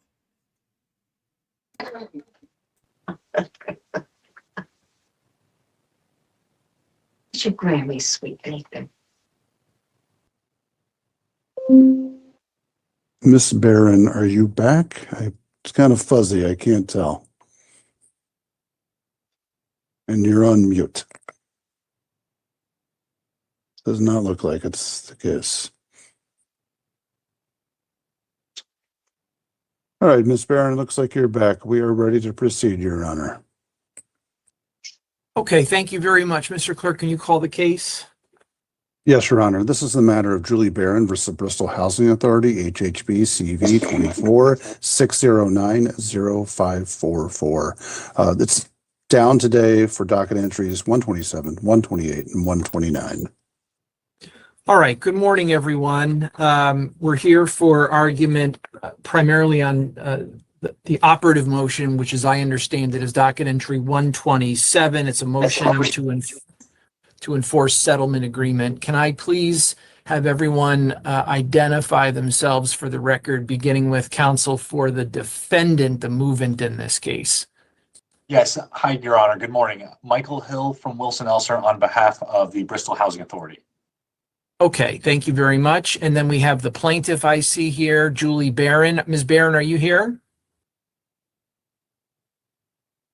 You're on mute. You're going to need to unmute yourself. Can you see me? Unmute. Yes, I can. I'm unmute. Can you hear me now? Yes, I can. Okay. All right. So Julie Barron, you are here. You are representing yourself as the plaintiff. Is that right? Yes. All right. And then who else do we have on the call? We have Attorney Adler. I assume Attorney Yes. Adler is here as a witness, fact witness for today. I'm here as a Attorney witness and Adler on behalf. Ms. Barron, hold on. No, I'll call on What you. did you tell you? I'm here both as a witness and on behalf of the interests of our law firm. Okay. Okay. So this matter was scheduled for a remote hearing today pursuant to Judge Knox's order. And so that's why we're conducting this hearing remotely. I've reviewed the motion, docket entry 127. It's a motion to enforce a settlement agreement. The defendant asserts that a binding settlement agreement was reached between the parties back in the spring of this year, and that the plaintiff has refused to proceed pursuant to the terms of that settlement agreement. And so the defendant is seeking to enforce that settlement agreement as between the parties, including the plaintiff. My understanding of the law that brings us here today is that my role would be to conduct an evidentiary hearing to determine whether or not, in fact, a settlement agreement was reached by and between the parties. And if so, the court can fashion remedies in accordance with that finding. But that's my understanding. Does anybody disagree with that? No. On Friday night, I got I'm sorry. Ms. Barron, go ahead. Did you want to say something? On Friday night, I was sent an email saying this was an Audubon hearing. It's an What's Audubon that? hearing, right? Right. That's But I the was told case. that it was going to be an evidentiary hearing, and then it went to a regular hearing. But I had let Attorney Adler go, and I did not expect to see him here today. And I would prefer to not proceed with him in the room, because I did legally let him go, and I did it on the court docket as well as a private letter. So I don't understand why he's here, other than Okay. to make me uncomfortable. Well, I at the very least, I suspect, although I guess we'll find out soon. I mean, this hearing is just like if it were conducted in the courtroom. Courtrooms are open to the public. This is a public proceeding, and so Attorney Adler can be here at the very least as a citizen, even if he had no connection to the case, Right, but because it is. I'm just being honest with you. I cannot proceed because I am not myself today. My vision, I can't even see who's who. My vision is very impaired because of having an MS exacerbation literally for the last 5 weeks. And the doctor's note to the court stated that it could take a little bit longer than that because multiple sclerosis is not a predictable disease. I have fever. I'm throwing up all morning. This is too much for me to take in, especially since I was left out of the entire, this is my lawsuit against the housing authority because I was hurt bad and I'm going to need some surgery. And, you know, Attorney Adler and Attorney Hill have already discussed last September that, that Attorney Adler didn't care if I signed an NDA or took a settlement because the housing authority had promised him to pay all of his expenses and fees. So like I said, I don't understand why he's here. I have that in writing from Attorney Adler. Yeah, Okay. that's false. That's false. As I said to you I have it earlier, right there. excuse me. As I said to you earlier, this is the equivalent of a public hearing that would be taking place in the courtroom, but for the fact that Judge Knox ordered this hearing to take place remotely pursuant to your request for an accommodation, Ms. Barron. So that's why we're here remotely. Attorney Adler and any other member of the public could observe today's hearing if they were just members of the public. So I don't know what his role ultimately is going to be. I'll leave that to the parties. I realize he's not your lawyer today. I realize you have an appearance in the case and that you are self-represented, as is your right. As for proceeding today, Judge Knox already issued a ruling that today's hearing is going to proceed because it had been postponed previously.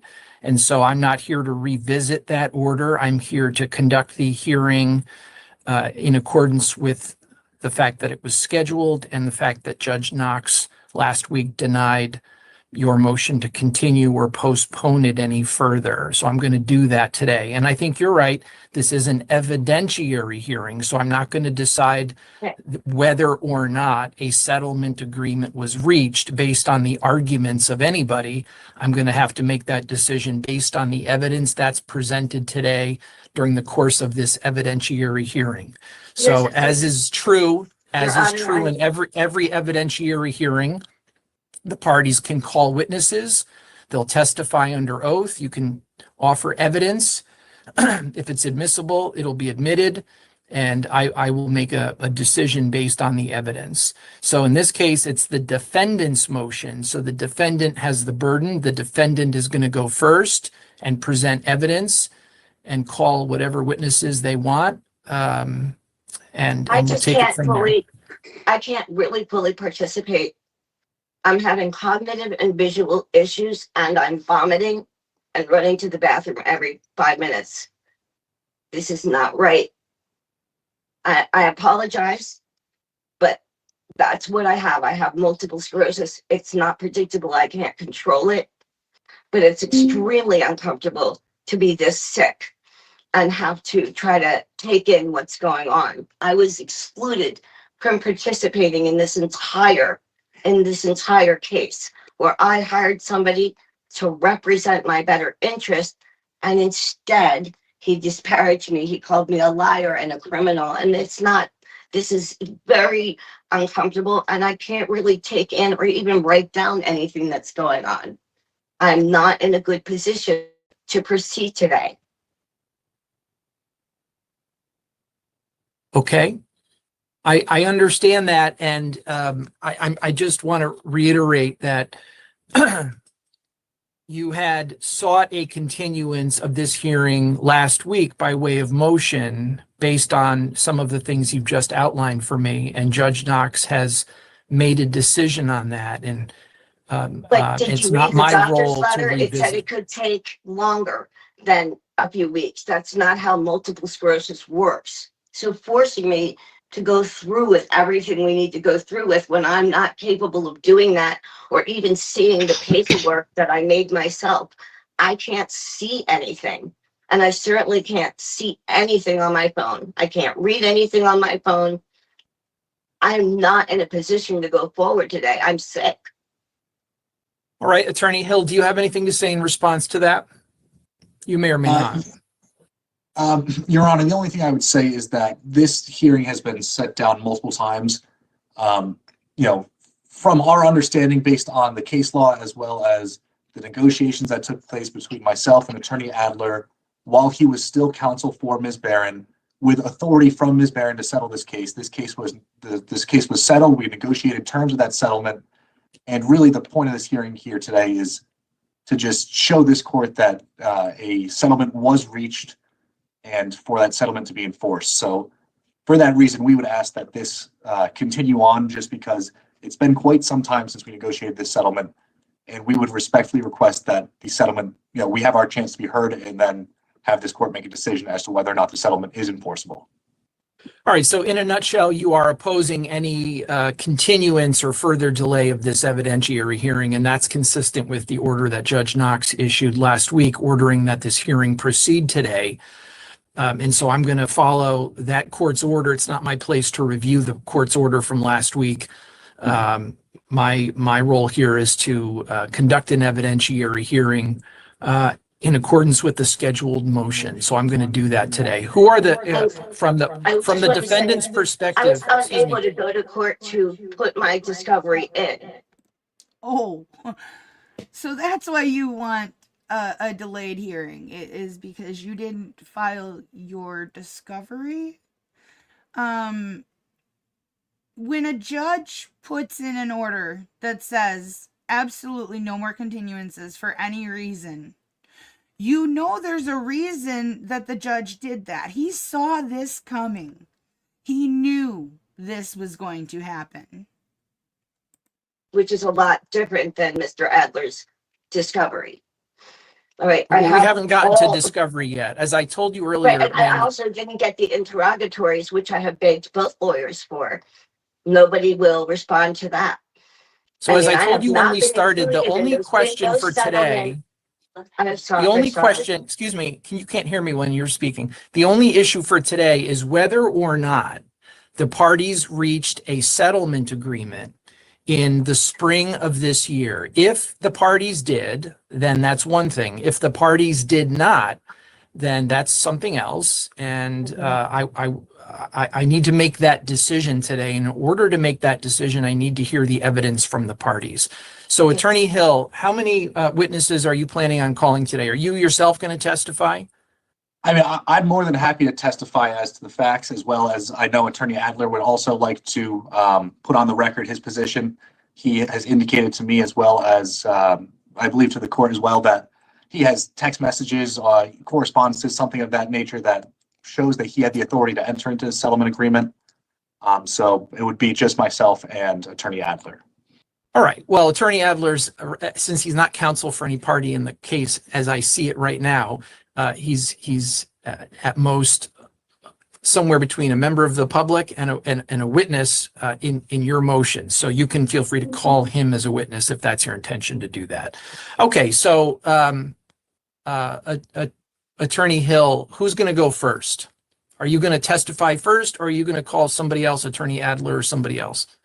Sure. You know what, Your Honor, I think it would be easier if I called myself first, or I testified first, so to speak, and kind of just reiterated what was in my motion, because that's the extent of what my testimony will be. And then I'll call Attorney Adler and we can go from there. Wait, I can't see. Somebody tried to call me. Give me a second. Okay, let me just, I'm not good at phone yet. Okay, there we go. Sorry. Okay. All right. So, Mr. Clerk, can we place Attorney Hill under oath, please, for his testimony? So you can please raise your right hand. You solemnly swear or solemnly sincerely affirm, as the case may be, that the evidence you should give concerning this case shall be the truth, the whole truth, and nothing but the truth, so help you God, upon penalty of perjury. I do. Yep, and just state your name again for the record, sir. Michael Hill. Thank you. And ma'am, that is who Stephen Goldschmidt is. For the record, since you were dying to know earlier. All right, Attorney Hill, go ahead. You can testify by way of narrative if you'd like. Go ahead. Sure, Your Honor. And just to give the full background for the court, this is a personal injury matter that arises from an incident alleged to have occurred on July 28th of 2023, when the defendant was a resident at the Bristol Housing Authority, which is my client here today. This matter progressed through a fairly standard personal injury lawsuit litigation procedure throughout Connecticut state courts. On March 5th of 2026, the parties appeared at a trial management conference where settlement was discussed. And shortly thereafter, on March 13th, 2026, a settlement was reached between myself and myself and Attorney Adler as to a sum that would be full and final settlement as to the plaintiff's claims against my client for this specific incident.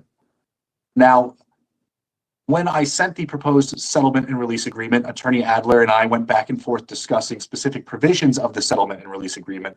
However, we were fully in agreement that the case in of itself was settled. We were just hashing out the specific language of the agreement.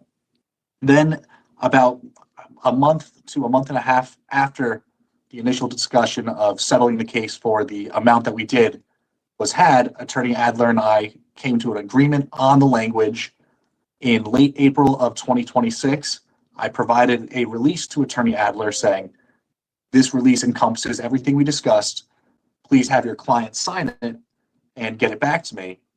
And it was my understanding from there that the release would be sent to Ms. Barron. She would sign it and we would provide the settlement funds to her attorney to be dispersed to her.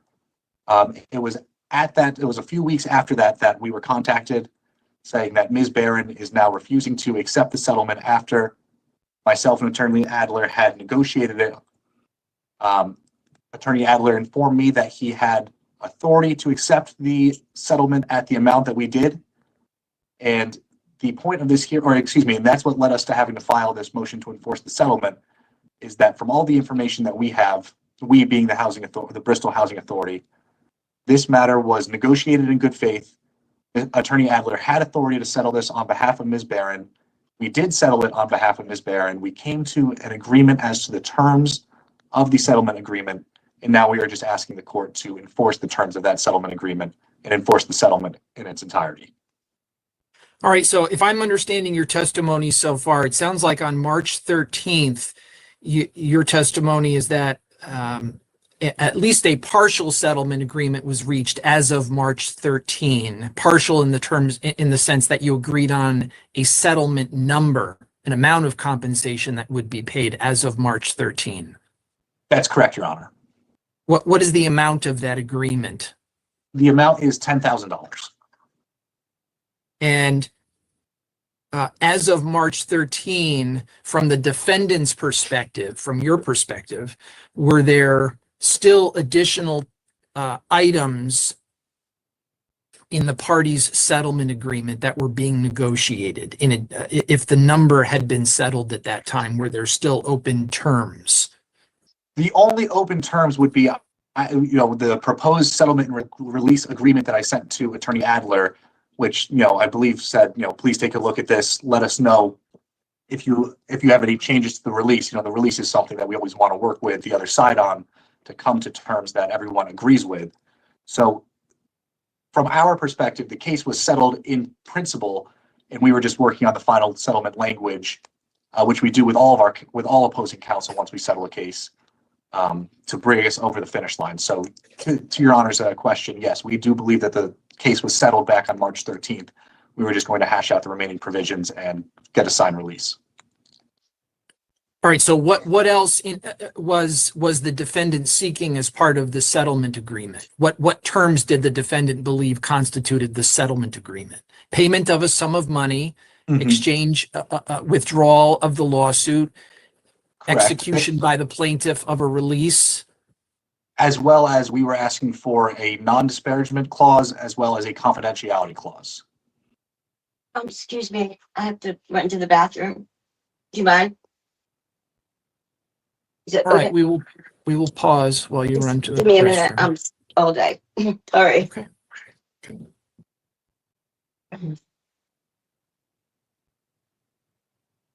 You're ready to proceed again, Your Honor. I'm back. All right, very good. So, counsel, let me ask you a couple of questions about that. If I understand your testimony, your testimony is that as of March 13, 2026, the plaintiff and the defendant had reached a settlement agreement.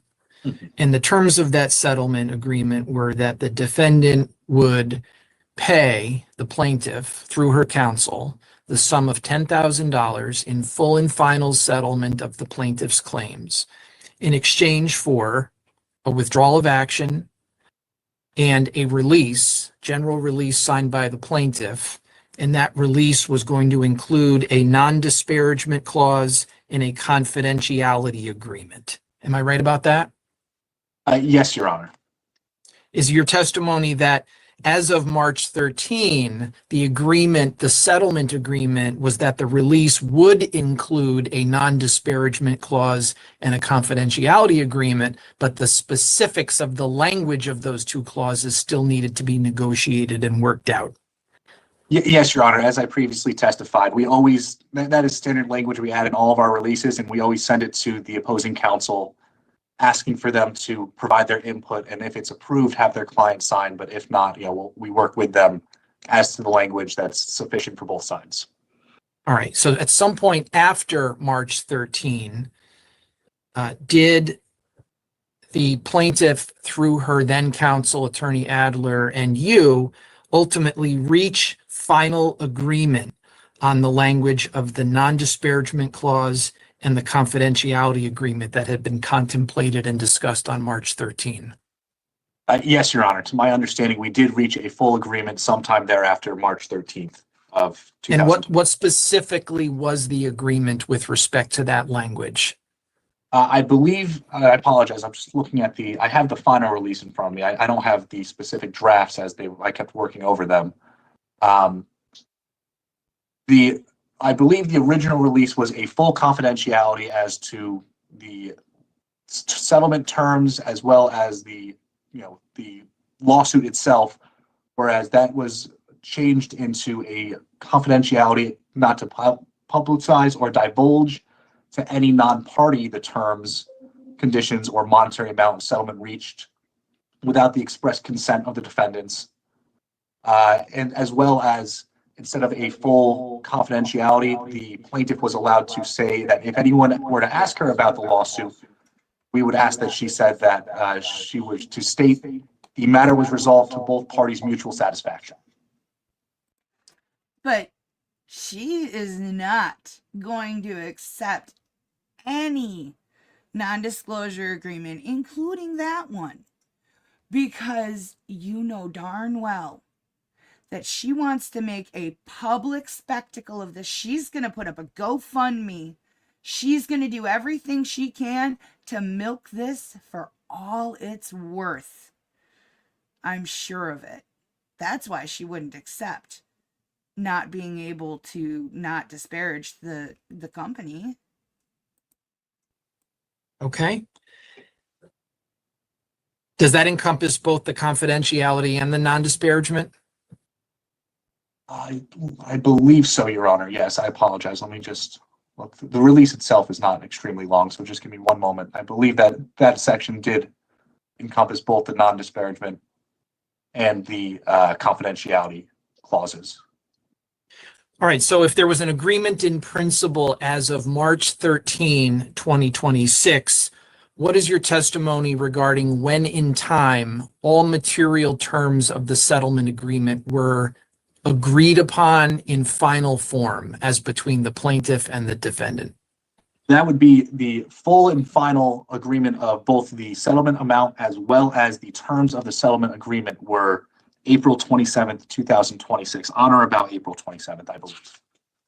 So as of April 27, 2026, there were no open, non-negotiated, non-finalized terms of the parties' settlement agreement, correct? That's correct. Yes, Your Honor. Nope. As of April 27, 2026, was the defendant ready, able, and willing to proceed with the settlement agreement that was finalized as of that date? Yes, Your Honor. And if we received a signed release back to us, we would have tendered payment, received Attorney Adler's firm's W-9, issued payment, and then requested the withdrawal of this action. Okay. Anything else you'd like me to know about the parties' settlement agreement that you believe was finalized on April 27, 2026? No, Your Honor. I believe that covers all the material facts as to the settlement agreement itself. All right, thank you. Ms. Barron, you now have an opportunity, if you wish, to ask Attorney Hill some questions by way of cross-examination. Are there any questions that you wish to ask Attorney Hill? Yes.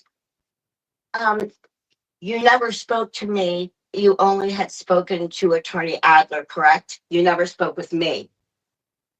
Correct. I never spoke with you personally throughout the lawsuit. And did I sign anything? No, we never received a signed release from you. Okay. Because Attorney Adler, I hired to represent me in my best interest. Questions, not statements, questions. Oh, okay. I apologize. I'm not myself today, so please excuse me. That's okay. I apologize. No need. Just, you can ask questions. You can testify later if you wish. Here's a question. Attorney Hill. The question is the question. I'm sorry. Go ahead. Question to Attorney Hill. Go I ahead. had received two very disparaging letters about myself that Attorney Adler received from you. Very disparaging. Now, I'm not sure if you're personally aware of it or how it happened, but apparently in one of these letters, I threatened to murder everybody. It was written in 2022 prior to the accident that I had bags of drugs, that I had deadly pills. Attorney Adler gave that to me as part of his, I have it here, as I also have it on the docket, as part of his discovery that Bristol Housing gave to him. Can you answer to that? As to whether or not those letters exist? Oh, they exist because Attorney Adler sent them to me along with an, settlement agreement with the NDA, which I would never have done an agreement where I can't afford to have my nose fixed because the septum's crushed and needs cadaver bones. So You're supposed to say the question. I'm sorry. That my question is how would I be paying my medical expenses with this negotiation that you had? Ms. Barron, that is not a question that I can adequately answer. I can tell you that, yes, that letter was something that the Housing Authority sent to me. It is something that I made Attorney Adler aware of through our negotiations. Did you believe the letter? Did you believe it? Hold on. You can't interrupt his answer. He's answering your I question. Go ahead, apologize. You're Counselor. right.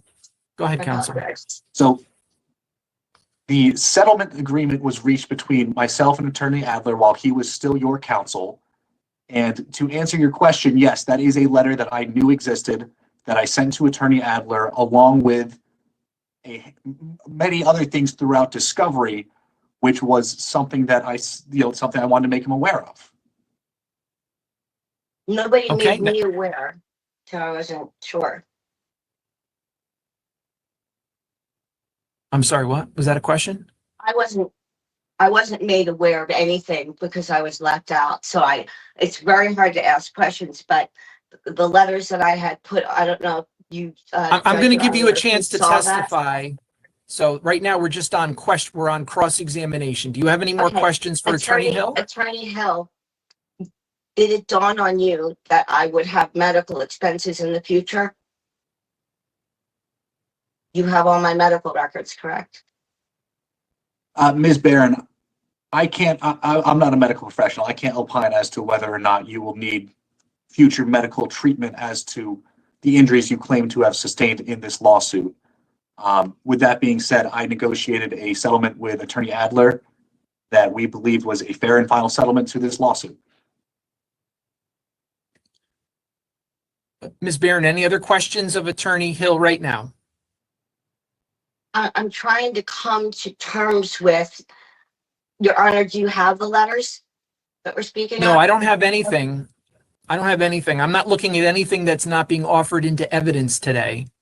Okay. Irrelevant to. We just, it's, well, I guess it would be irrelevant, but, I think that Attorney Hill sent those letters so that. Okay, we're not Yeah, testifying yet, though. We're only asking I questions of apologize. Attorney Hill. I understand I didn't have time to prepare or to put any of my discovery in. So Okay. I've been sick. I'm lucky. Are you finished that with I'm your here. questions?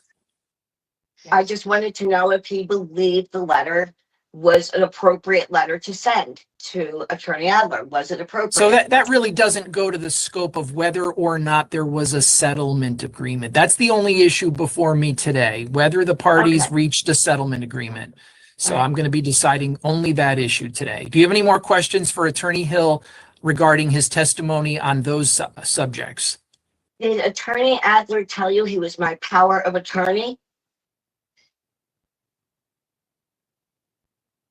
I would need to double check the case file as to whether or not I have anything specific as to that. But with that being said, Mr. Adler, as your attorney, represented that he had authority to settle the case on your behalf, as all attorneys hold themselves out to during settlement negotiations. So that's my answer to that question. I would need to double check my case file, but from our perspective, Attorney Adler had permission and authority to settle the case on your behalf. Okay, he didn't. All right. All right, Ms. Just Barron, any proceed. other questions of Attorney Hill by way of cross-examination? No, I'm Okay. not prepared. Attorney Hill, any rebuttal or any final testimony from you on on the subjects related to the cross-examination? No, Your Honor, I believe that the testimony is fairly clear. Okay, thank you very much. Are you going to call any other witnesses today? You're going to call Attorney Adler? I am, yes. All right, Attorney Adler, are you going to testify today? Yes, Your Honor. All right, would you, Mr. Clerk, would you please place Attorney Adler under oath? Attorney Adler, please raise your right hand. Do you solemnly swear or solemnly and sincerely affirm, as the case may be, that the evidence you shall give concerning this case shall be the truth, the whole truth, and nothing but the truth, so help you God, or upon penalty of perjury? I do. Just state your name again for the record. Thank you. Lawrence Adler. Thank you. All right, Attorney Hill, whenever you're ready. Okay, great. Good morning, Attorney Adler. How are you today? Very good. All right. I'll try to keep this as brief as possible. Did you bring a lawsuit against the Bristol Housing Authority for an incident that occurred on July 28, 2023 on behalf of Ms. Barron? Yes, I did. Well, my firm did, yes. Yes, okay. I apologize. Did your firm bring? I should have clarified. Were you representing Ms. Barron as her legal counsel, or was your firm representing Ms. Barron as her legal counsel as of March 13th, 2026? Absolutely, yes. Okay.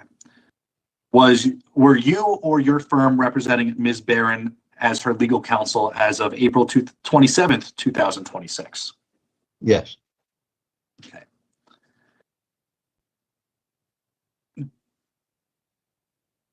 Did you and I speak about a settlement amount of $10,000 to resolve this claim on or about March 13th, 2026?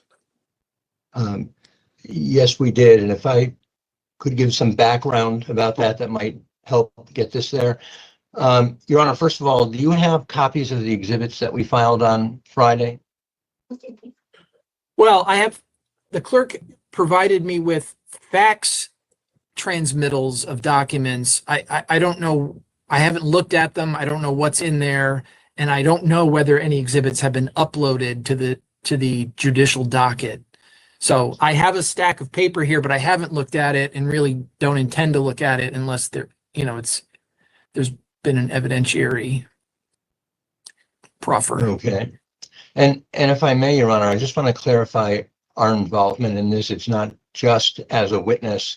Our position is that Ms. Barron's appearance in lieu of our firm was a thinly veiled attempt to cut us out of our fee and costs in this case by cutting us out of the case. And so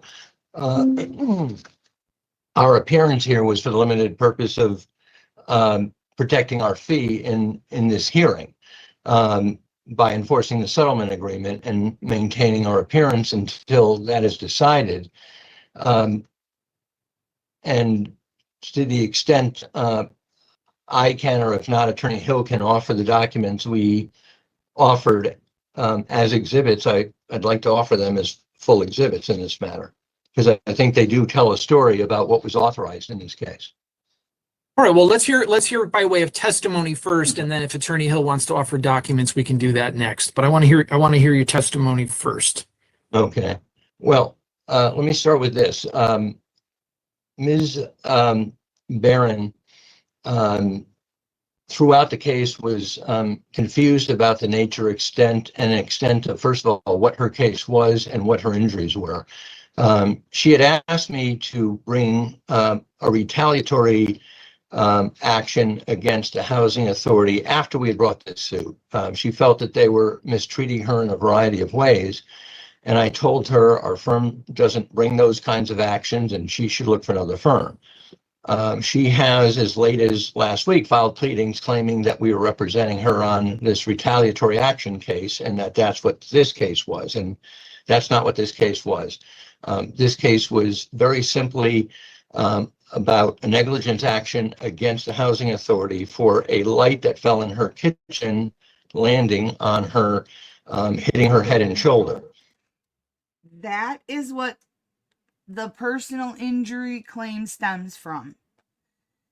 A light in her kitchen fell. Now, does she deserve compensation for it landing on her? Absolutely. I have no doubt that it was painful. I have absolutely no doubt that she suffered injury from it. However, let's listen to where it went. She claimed an injury to her shoulder, her nose, and her knee. She has more recently been claiming that she has fractures to her nose that have a costly surgical repair, that her knee was seriously injured, and that she has a tear in her rotator cuff that needs a work on. I just want to briefly talk about each because that was the subject of our discussion leading to the settlement. First of all, as to the shoulder, and I'm not talking about any secrets, this has all been discussed during settlement, during discovery. The medical records we have show that within weeks and months before this incident, the doctors had already been told about a shoulder problem and they'd already been scheduling an MRI of the shoulder before this incident occurred. So this shoulder injury in this case was maybe an aggravation of a pre-existing condition. Ultimately, they did not find any torn rotator cuff when they did the MRI. With regard to the knee, she had 4 subsequent falls, but they did not find any major knee injury from this incident. And finally, with regard to the nose, she keeps saying that the money in this case will not cover her nose surgery. The medical records from her doctor make it clear that there was no fracture. They did an MRI of her head, and I have medical records right in my hand now that demonstrate that she did not have any fracture in her nose, and they felt that any surgery, first of all, surgery they didn't believe was necessary, but if she was going to have any, it would be cosmetic more than beneficial in any medical way. So there were definitely questions that her own doctors raised about what was caused and related to this incident, in my mind, affecting the value of the clears that was offered for settlement in a personal injury case. It says she also told me that retaliation against her has to be part of the case. Of course, it wasn't. You'll see in this package, there's a lot, text after text after text, where she's saying, settle her case already, settle her case already. And she's continually talking about she wants $2,000, which would be the net. Obviously, it didn't consider the cost in the case, but in writing, she is demanding of me to settle her case where she's expecting $2,000. Now, I went to work on Attorney Hill, and I think Attorney Hill might tell you that at one point, being that I'm negotiating for my client, I got him to offer $5,000. I wanted more than 3, and I got him to offer 5. I went back to Ms. Barron at some point, it was toward the end of the year in 2025. And I said, look, I got you more than you wanted. I got you 5, and I expected some congratulations for that. I got her more than she was insisting repeatedly, time and time again. And at this point, I got kind of what we're getting now. I never told you to settle for $3,000 or $5,000. That's not enough, and it's not enough to fix my nose. And I was kind of shocked at that because I had all these texts and I had phone conversations with her, repeatedly telling me to get her the $3,000 settlement. And so did my staff, because she called our office constantly. This was not a client that was in the shadows. She would call our office several times a week. And she wanted the 3, I got her 5, and I was a little bit shocked that this sudden turnaround happened. And so it kind of remained quiet for a little while. And then one day I get a call from her apologizing, saying, you know what, I read back in my text and you were right. And I'm sorry about all this. And she wanted to be friends again. She wanted to apologize. And she said, let's get this done. But see if you can get more than 5. I'll do what we can to get this done. So I went back to Attorney Hill and I went back to renegotiate for more. At this point, as a client, we were doing well again. We had patched things up, and I got the number 10 from Attorney Hill. And again, I went back to her thinking she'd be thrilled. And actually, this time she was thrilled. I got her $10,000, and I sent her the release that Attorney Hill had sent me as a draft. But I did alert her to the fact that it had an NDA on it, and that wasn't something that we had specifically discussed in our back and forth. And she did not want to sign a release. She was okay with the money, and you'll see that in some of this correspondence, but it was now about the NDA and the release that she had a problem with, not the money. And so I asked her why that was a problem, and she said, because I'd like to go public with my dispute with the Housing Authority, not just on this issue, but other problems that I'm having with them. And I said, well, their NDA is just about this case. It's not about other things that were not in this case. And she goes, I understand, but I'm not comfortable, and I want to be able to talk publicly about my issues with the Housing Authority. So I asked her if it's about everything, but just not about what money that you were receiving. She's the Chicken Little of the Housing Authority. Yep. She just wants to go public with it, get community sympathy, and start a GoFundMe to fix her broken nose that the MRIs say there's nothing wrong with, her rotator cuff injury that already had doctor's appointments scheduled and an MRI scheduled prior to the light falling on her, and her knee that somehow got injured from the light. Will you be okay with that? And she said, fine. It's just, I want to talk about the case. I don't care if anybody knows how much I got. So I went back and forth with Attorney Hill several times. Actually, there were several drafts of the release until the final release came to me, which is April 27th, 2026, which he's indicated in his testimony.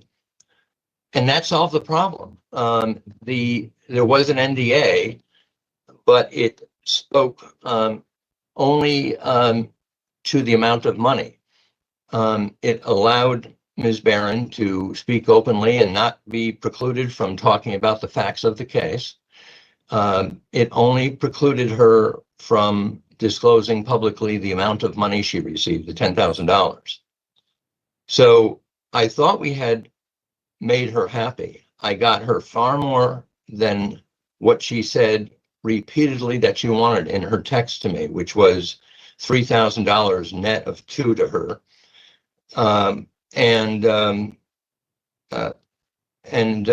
And again, we resolved the NDA problem after she got the amount of money that she was happy with. I sent her the release, and suddenly it was like talking square one again. Suddenly she was telling me, no, I never agreed to this amount of money, and I won't sign this release. And this amount of money won't fix my nose for the surgery that I needed. And again, the surgery was not, according to her doctors, was not related to this case and not even needed, frankly. So I felt I was kind of in some sort of a twilight zone, if you will, because we were going in circles. But there's no question that based on the authority I had from Ms. Barron in writing in her text, and not just one time, but over and over and over again. You'll see that in these texts in the exhibit, that I had this authority. Ms. Barron now tells me that I must have been doing cutting and pasting of these texts. I will swear as an officer of the court, I did screenshots of all of these texts from my phone. They're exactly what they purport to be. She claimed to me many times that she saved all of her texts, and if she looks at her own phone, these texts will all be there, and they're exactly what they purport to be. She had agreed to my authority. She had agreed to what the release would be, and I only conveyed to Attorney Hill what my authority was, and we did reach an agreement in accordance with what Ms. Barron dictated, not asked for, but dictated that she wanted. And we did have a settlement agreement. Okay. Attorney Hill, any other questions? No, I don't think so. I think Attorney Adler explained everything extremely adequately. Okay. Ms. Barron, do you have any questions of Attorney Adler relevant to what his testimony was just a few moments ago? Questions? Yes, I do, but may I go to the bathroom real quick first?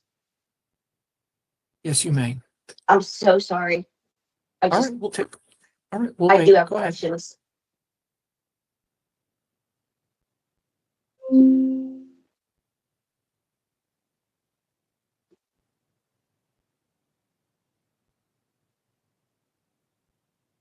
Hey, Greg, I don't know what this means. What do you mean? They don't have the exhibits?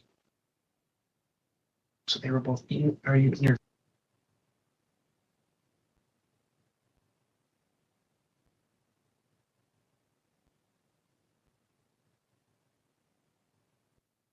That's true, Your Honor. With a limited appearance, you have very limited e-filing privileges. Okay, thank you. But technically, Attorney Adler has no appearance right now. Okay. Okay.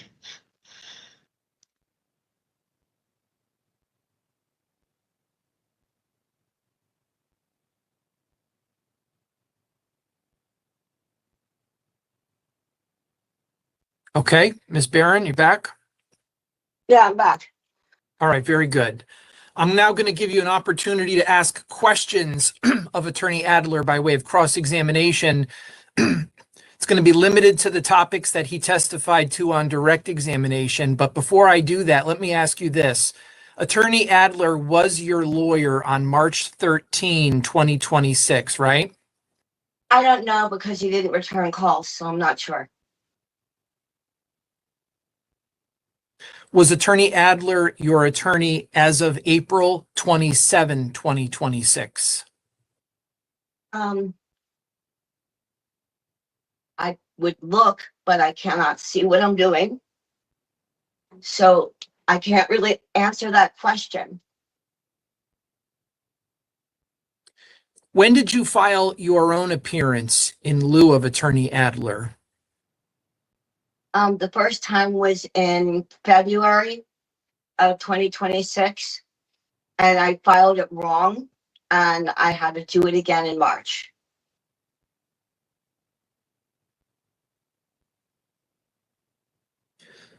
Okay, why don't you go ahead and ask your questions? Attorney Adler, on what date did you first send me a settlement agreement?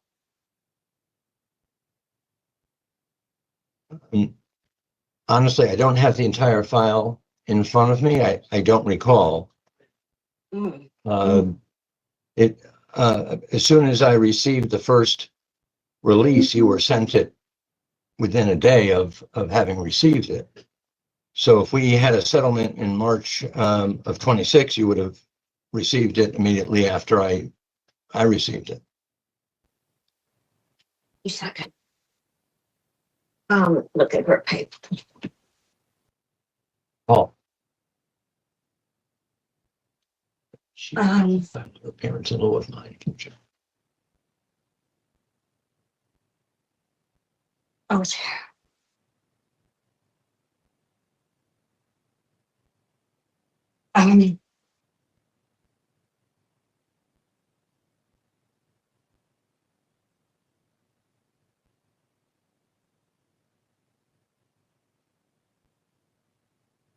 These are hats.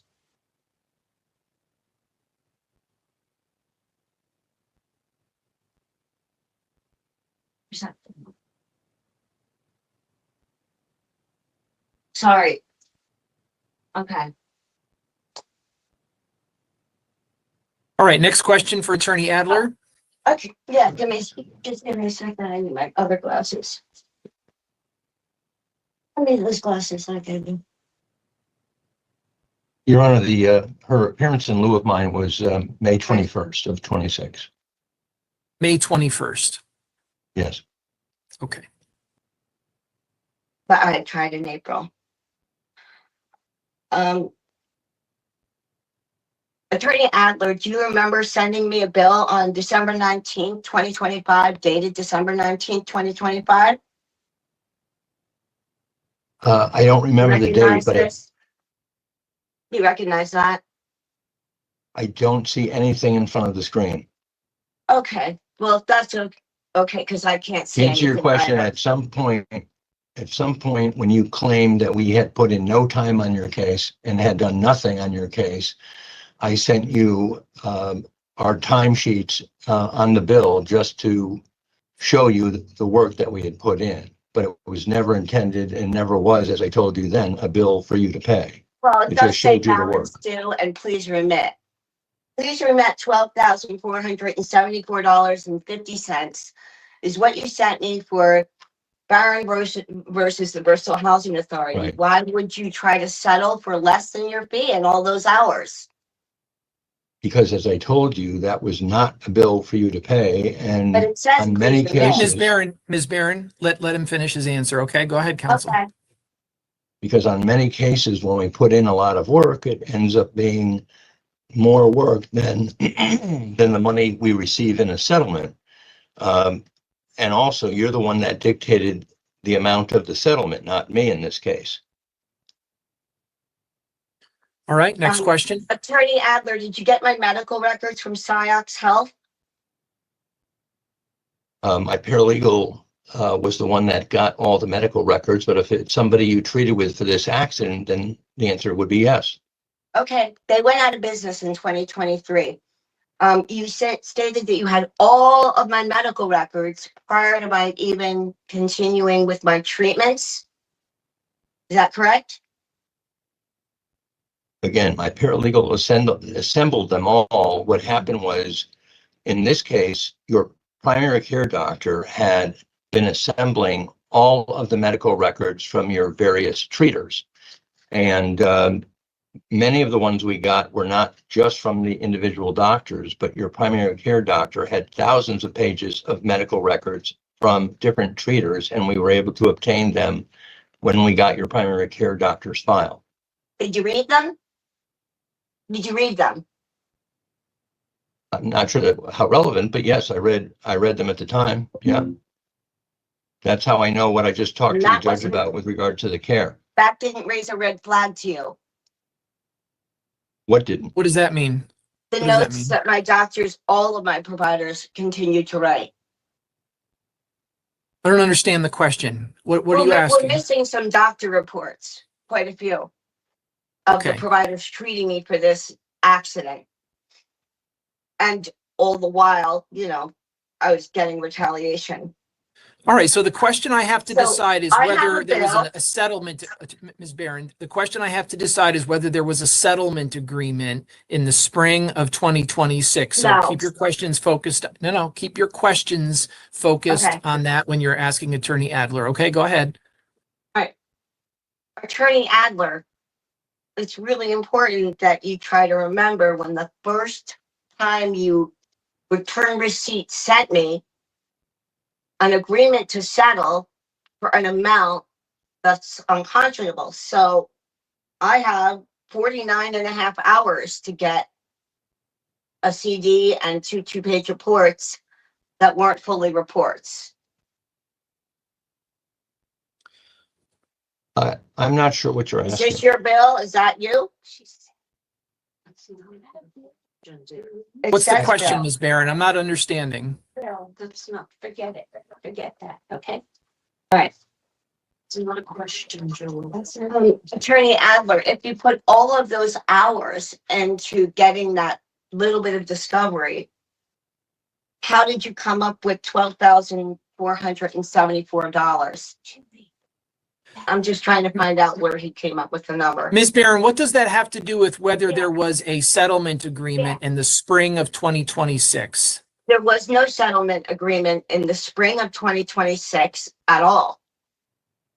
Okay. Do you have any other questions for Attorney Adler related to the topics he just testified to? Attorney Adler, do you remember the day that you told me to never call your office again? It was long after that. He remembers it like it was yesterday.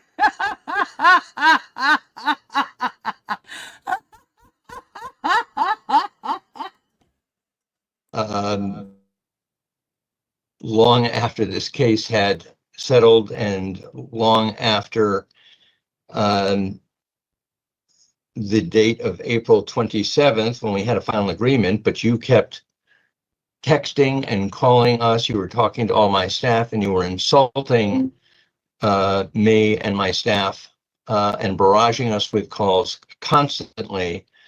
After you decided, I don't even know what you decided. You just kept calling and insulting everybody in this office nonstop. It was after that point where I said, if we're not going to be productive, please stop calling us.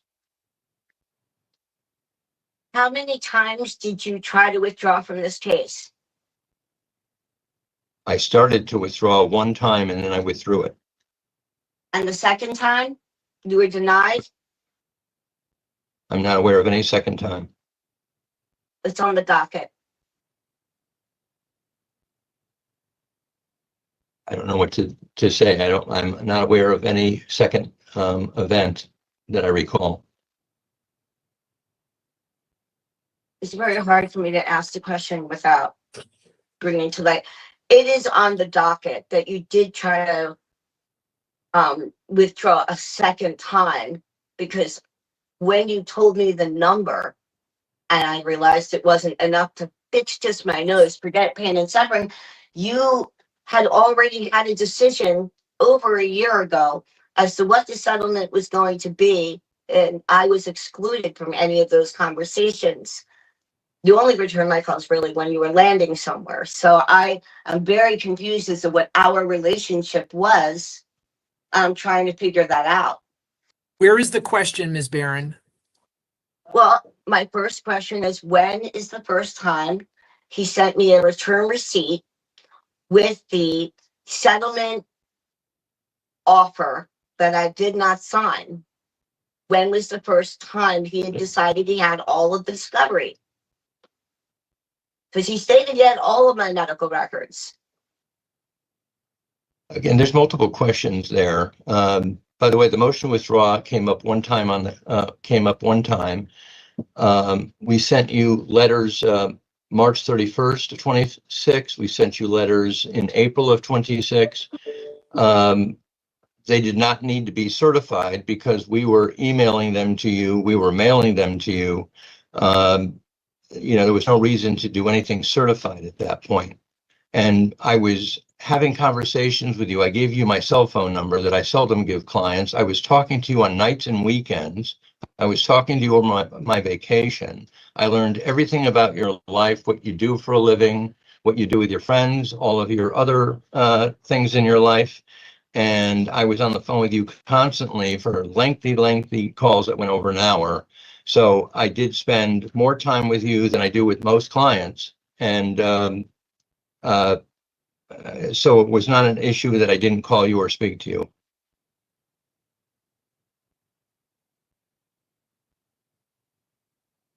Ms. Barron, other questions?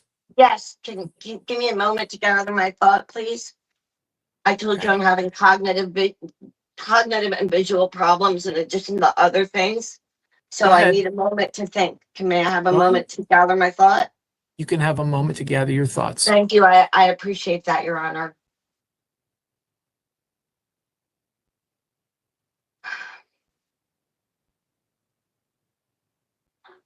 Keep in mind that you're going to Attorney- have an opportunity to testify, so you don't need to cover That's- everything through cross-examination, okay? Right, but I do have questions, like anybody would have questions. Sure. The first question went unanswered as to when he first sent me the return receipt. Is that on the record? I think he's already answered that question. Okay. Attorney Adler, when did you find out during the course of this case that I lived in a property that was just for disabled and elderly people? At what point did you know that? I knew that well before this case started. We had other matters together and we had other conversations together. I knew that for a long time. Okay, so Attorney Adler, when did you find out that I was a 2-time breast cancer survivor with multiple sclerosis? Well, I knew you had multiple sclerosis for a very long time, well before this case started. And I don't think I learned about the 2-time breast cancer issue until a month or so ago when you were filing that in your pleadings. But I'm not sure what that has to do with the settlement here. Only because you have all of my medical records. It's on every single record going back 30 years. History of I don't have cancer. every single record going I'm back looking- 30 years. But you have everything from when you started, and every record states that I had a 2-time cancer survivor and multiple sclerosis with other comorbidities. So had you read any of the records? Well, that answers my question, because if you didn't read the records, maybe you didn't read the notes with the records, like the ENT, but I'll wait. I don't think You'll it's wait for on what? every What's the record, but it's- question? Until testimony. Okay. Any other questions of Attorney Adler? Attorney Adler, did you read through my medical records from the providers treating me Quite some time ago, yes. quite some time ago? Okay. That's it for me. Okay, Your thank you Honor. very much. Attorney Hill, any follow-up questions for Attorney Adler in rebuttal based on what we've just heard? No, Your Honor. Once again, All I right, believe- thank you. Any additional witnesses that you intend to call today as part of your motion? No, Your Honor. All right, thank you very much. Ms. Barron, you have an opportunity to testify. Are you going to testify today? Yes. All right, we're going to place you under oath, just like if you were in court, okay? So please raise Yes, your sir. right hand and pay attention to the clerk. Ma'am, do you solemnly swear or solemnly sincerely affirm, as the case may be, that the evidence you shall give concerning this case shall be the truth, the whole truth, and nothing but the truth, so help you God, upon penalty of perjury? I do. Please state your name again for the record. Julie Ellen Barron. Okay, great. Thank you very much. All right, Ms. Barron, you now have an opportunity to testify. I want you to keep in mind the scope of the issue before me today.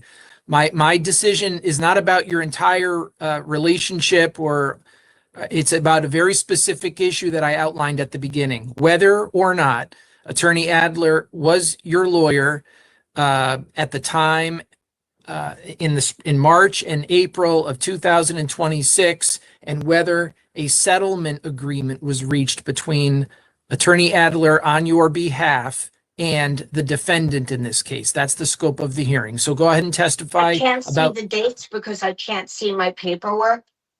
However, February is the first time I tried to enforce his withdrawal that he asked for a second time. In between those 2 times, he had said to me on the phone, "I'll get you enough to fix your nose." I wasn't trying to make money in a lawsuit. That's not who I am. And so it's a little confusing between the bill and whatever. It looks like a bill when it says plead or something. So there's numbers on there, so it's very confusing. I know that that letter came with 2 disparaging letters that Attorney Hill gave you, saying things like, "I was going to murder everybody if I didn't win all my lawsuits," dated in 2022, prior to my accident, prior to me to ever having an attorney, prior to me ever having anything going on. But Attorney Hill sent that to you, am I correct?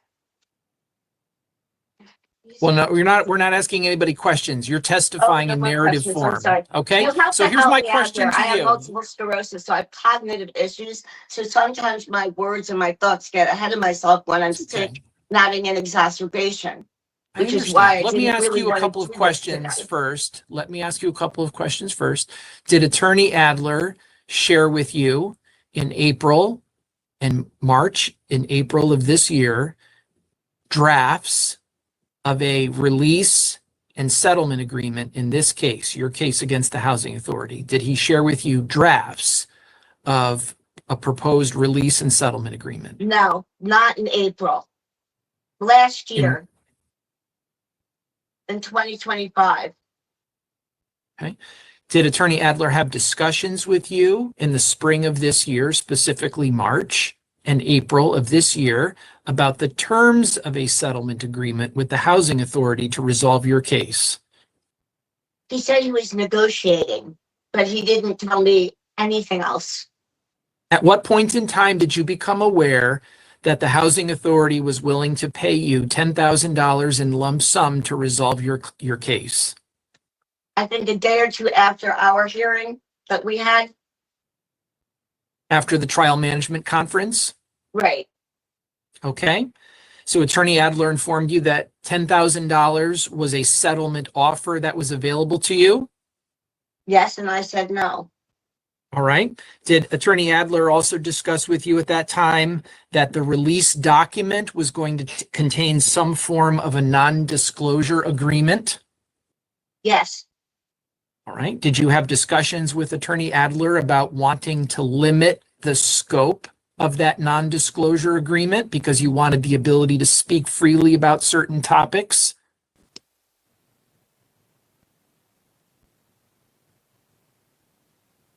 You don't recall? I don't recall. I really don't have the dates in my head because I have multiple sclerosis. Okay. A scarring on the brain, on the myelin that covers your brain, if you're not aware of that. Okay.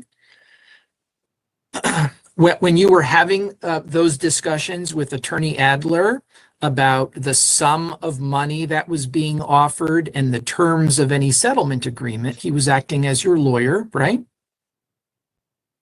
I hoped so, but. Well, you weren't telling him, you weren't having private conversations with him for any other reason except he was your lawyer at that time, right? Whenever he called me back, he didn't have time to speak with me about my case. That was a yes or no answer. So I would say no. Well, he wasn't a stranger to you, is really what I'm asking. He was somebody that you knew and somebody that you knew to be your lawyer, right? I knew last year that he would not stay my lawyer, and anything I may have said to him could have been in a way of placating him because of the bullying that he put upon me with letters saying that I was going to murder people. Mm-hmm. Stay on task.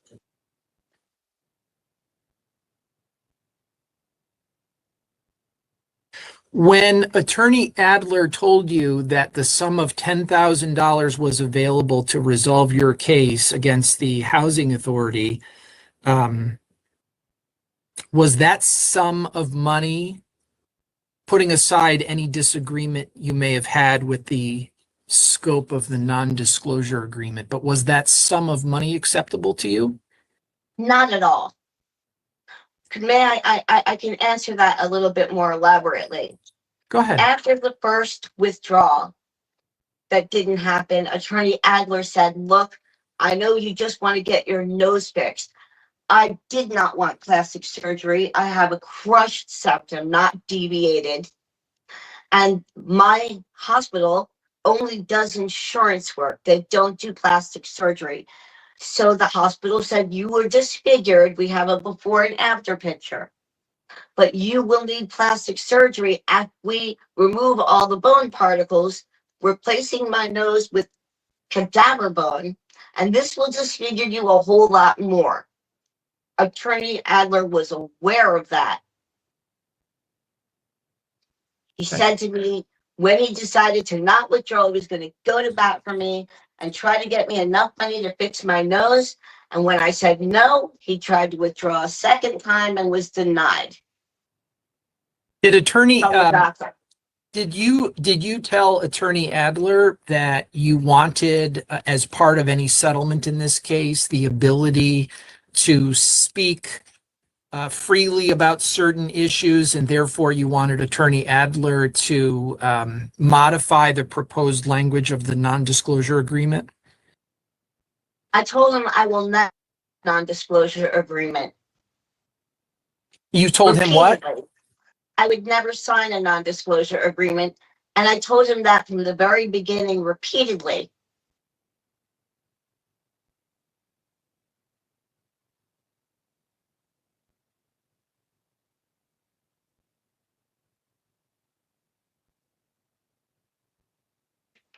Okay. And so at the time you were having those discussions with Attorney Adler about the scope of any non-disclosure agreement, was that in the spring of this year, March and April of 2026? No, it was last year. It was 2025. Why were you discussing those things last year? Because that's when he had already decided to settle my case. Okay. Without Did you me. have any discussions with Attorney Adler this year, 2026, about the scope of any non-disclosure agreement as part of a settlement? I believe that became a moot point. My question is, did you have any discussions with Attorney Adler? He did. He discussed. I didn't get to speak.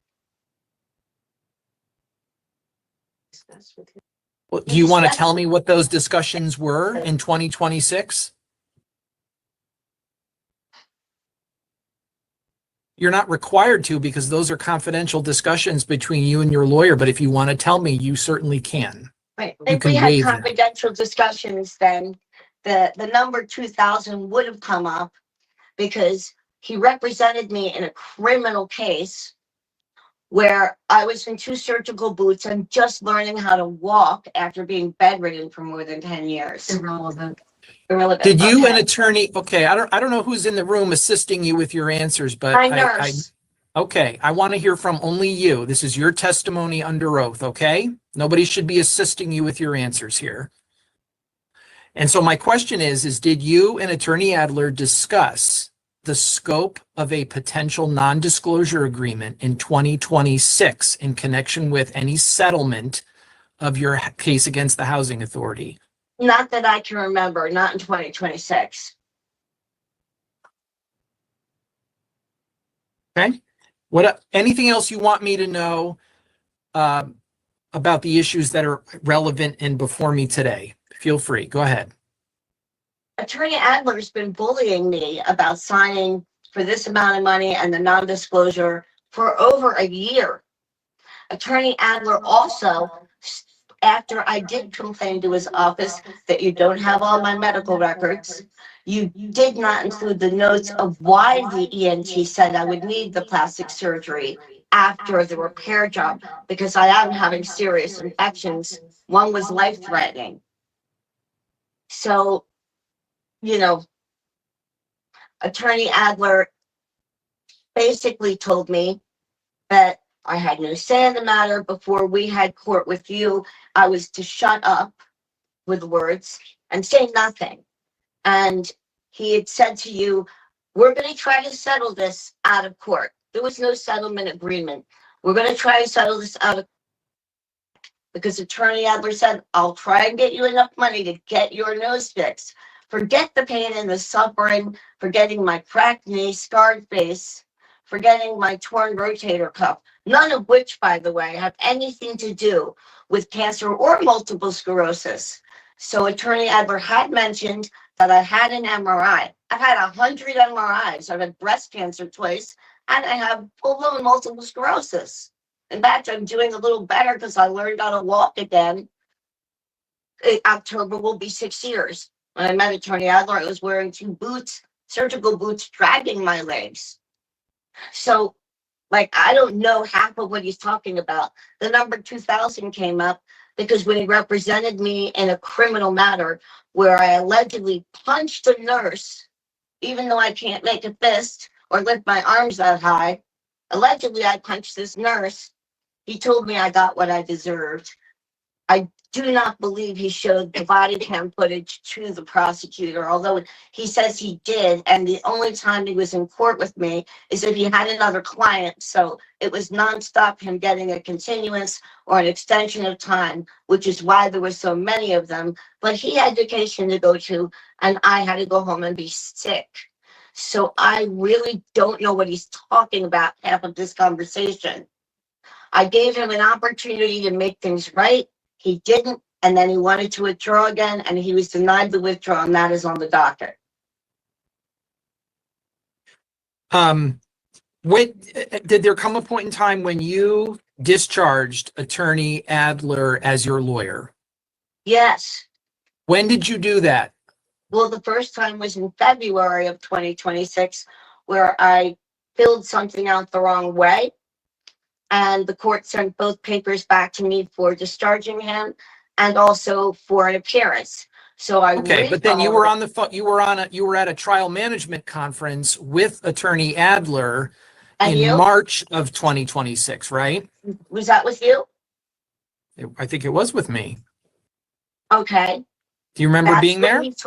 That's when he told you, we're going to try to settle this on our own. And I agreed to that. After Attorney Adler was still acting as your lawyer in March of 2026 at the trial management conference because you were there, right? Yes, I was there. All right. And Attorney Adler was still your lawyer as of then, right? Yes, but it was very shaky. Okay.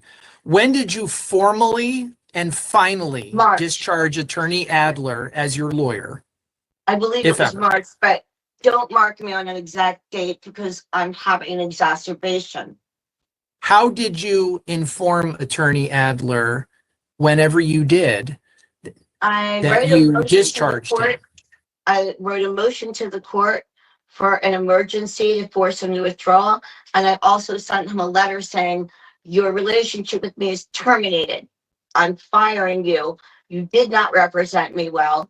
You did not take my best interest in mind. You did not read the medical records, the notes. You didn't include everything, especially the health department, who told housing to use a contractor. And this is why this fell on my head. What's the date of that that letter? Which one?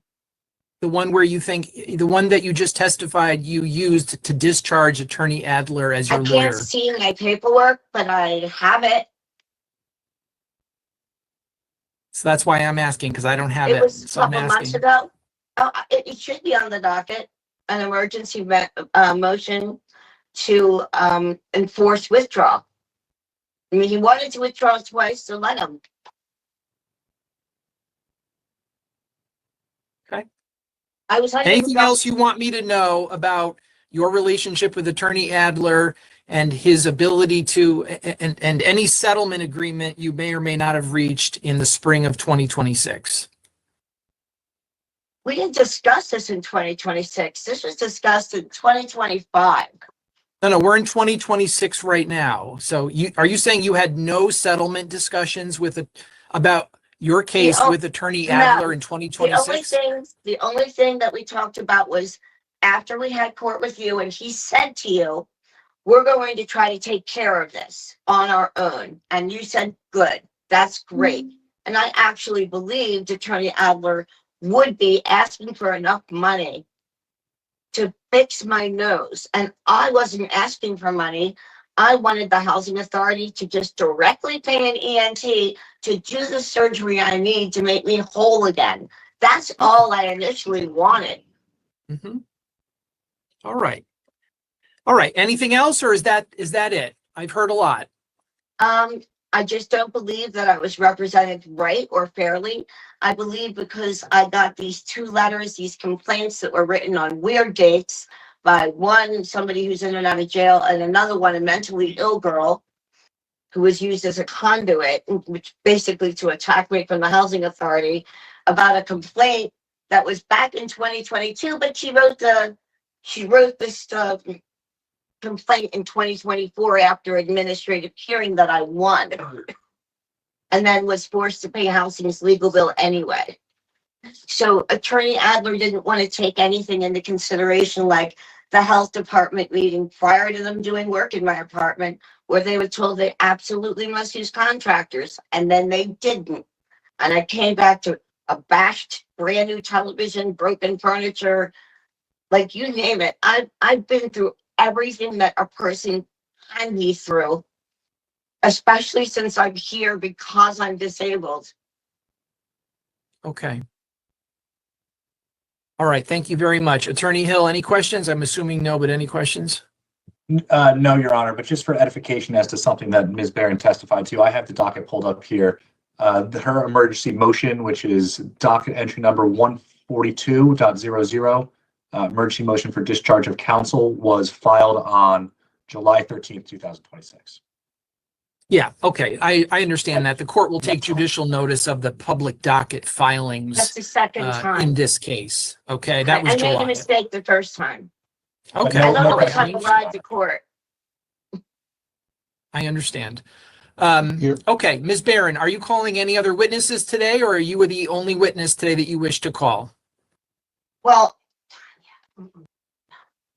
You don't have to call anybody. I'm here's just the giving thing. you the Here's chance. the thing. I wanted to do this properly with the court. I wanted to file subpoenas for witnesses. I was left out of my entire court case. And what I did tell Attorney Adler when I became to him a pest and a nuisance, because I called all the time, was because he told me to keep him updated and apprised of all of my medical treatments and anything new that happened and anything else that happened. But on our first meeting, I told him this landlord retaliates to everyone and that they would retaliate. And he pointed to a coffee table book saying he's one of the top 100 in the country. And I still had brain fog from being bedridden and dragging my legs around. And so I, for a moment there, believed he was one of the top 100 lawyers. And he said, they're not going to retaliate because they're going to see who they're messing with. And I said, they will. And he said, don't worry, I have your back. He also told me he wrote 3 strong letters to Attorney Hill asking them to stop retaliating against me. For instance, not having a fridge for 4 months, leaving me disabled at home and to lose 30 pounds real fast. So I'm not sure if anyone is aware of anything because I don't know how honest Attorney Adler was with the court. He keeps saying he was my power of attorney. He wasn't. He was an attorney. I would have paid his percentage to represent me. And also, I included in my documentation to the court, if the court believes that he earned all the hours on the whatever he sent me, then the court should absolutely include that. And they should include that. And then he should have billed appropriately so I could get my medical taken care of. He did not get anything for my pain, my suffering, and the abuse. And then he actually used those 2 letters Attorney Hill gave him to bully me into a settlement, which I still would not sign. Okay. Thank you very much for that testimony. I appreciate that. I understand it. Thank you. My next question is for Attorney Hill. I'll look again at your motion. I'm not going to decide this as we sit here today, but looking forward as I review this, I'm assuming that your motion doesn't seek a remedy in the form of a judgment. Your motion seeks a finding that there's an enforceable agreement and an order that the parties proceed with the agreement. Am I right about that? You're not seeking judgment per se? Correct, Your Honor. We're just looking to have judicial intervention just to have the settlement agreement enforced. Okay, understood. Okay. Your Honor, is it possible to offer some rebuttal testimony to what I just heard? If Attorney Hill wants to do that. Sure, Your Honor. Would that be allowed if I could ask Attorney Adler a question? Sure. Okay. Attorney Adler, do you have any rebuttal testimony as to what Ms. Barron just testified to? I do, and I'll keep it brief. First of all, I do hope the court looks at least our Exhibit A that was sent that contradicts a majority of what was just said. there was no settlement discussion at all until around March of this year. You can see from the back and forth in the text that I received that Ms. Barron was pushing me to settle from November on. There were definitely discussions, but it was after in early 2026 where I began to report to her that we had a better deal than she had been asking me for. I felt hearing her testimony that we were in different cases, and none of what I heard was accurate. I did not bully her. The letters she referred to were letters that you had sent me that a witness would be testifying to at trial about her credibility. And I just sent it to her as would be my duty to let her know the evidence that would be against her had there been a trial to enlighten her. I wanted to provide some evidence because she keeps talking about I said that there would be enough to fix her nose for the nose surgery. I never said that at all. For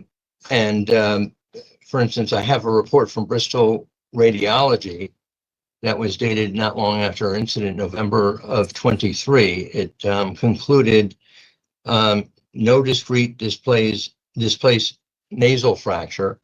And then we have a report in May of 24 from Yukon Health where she treated. They write, I have some concerns with what the patient's expectations are from nasal surgery.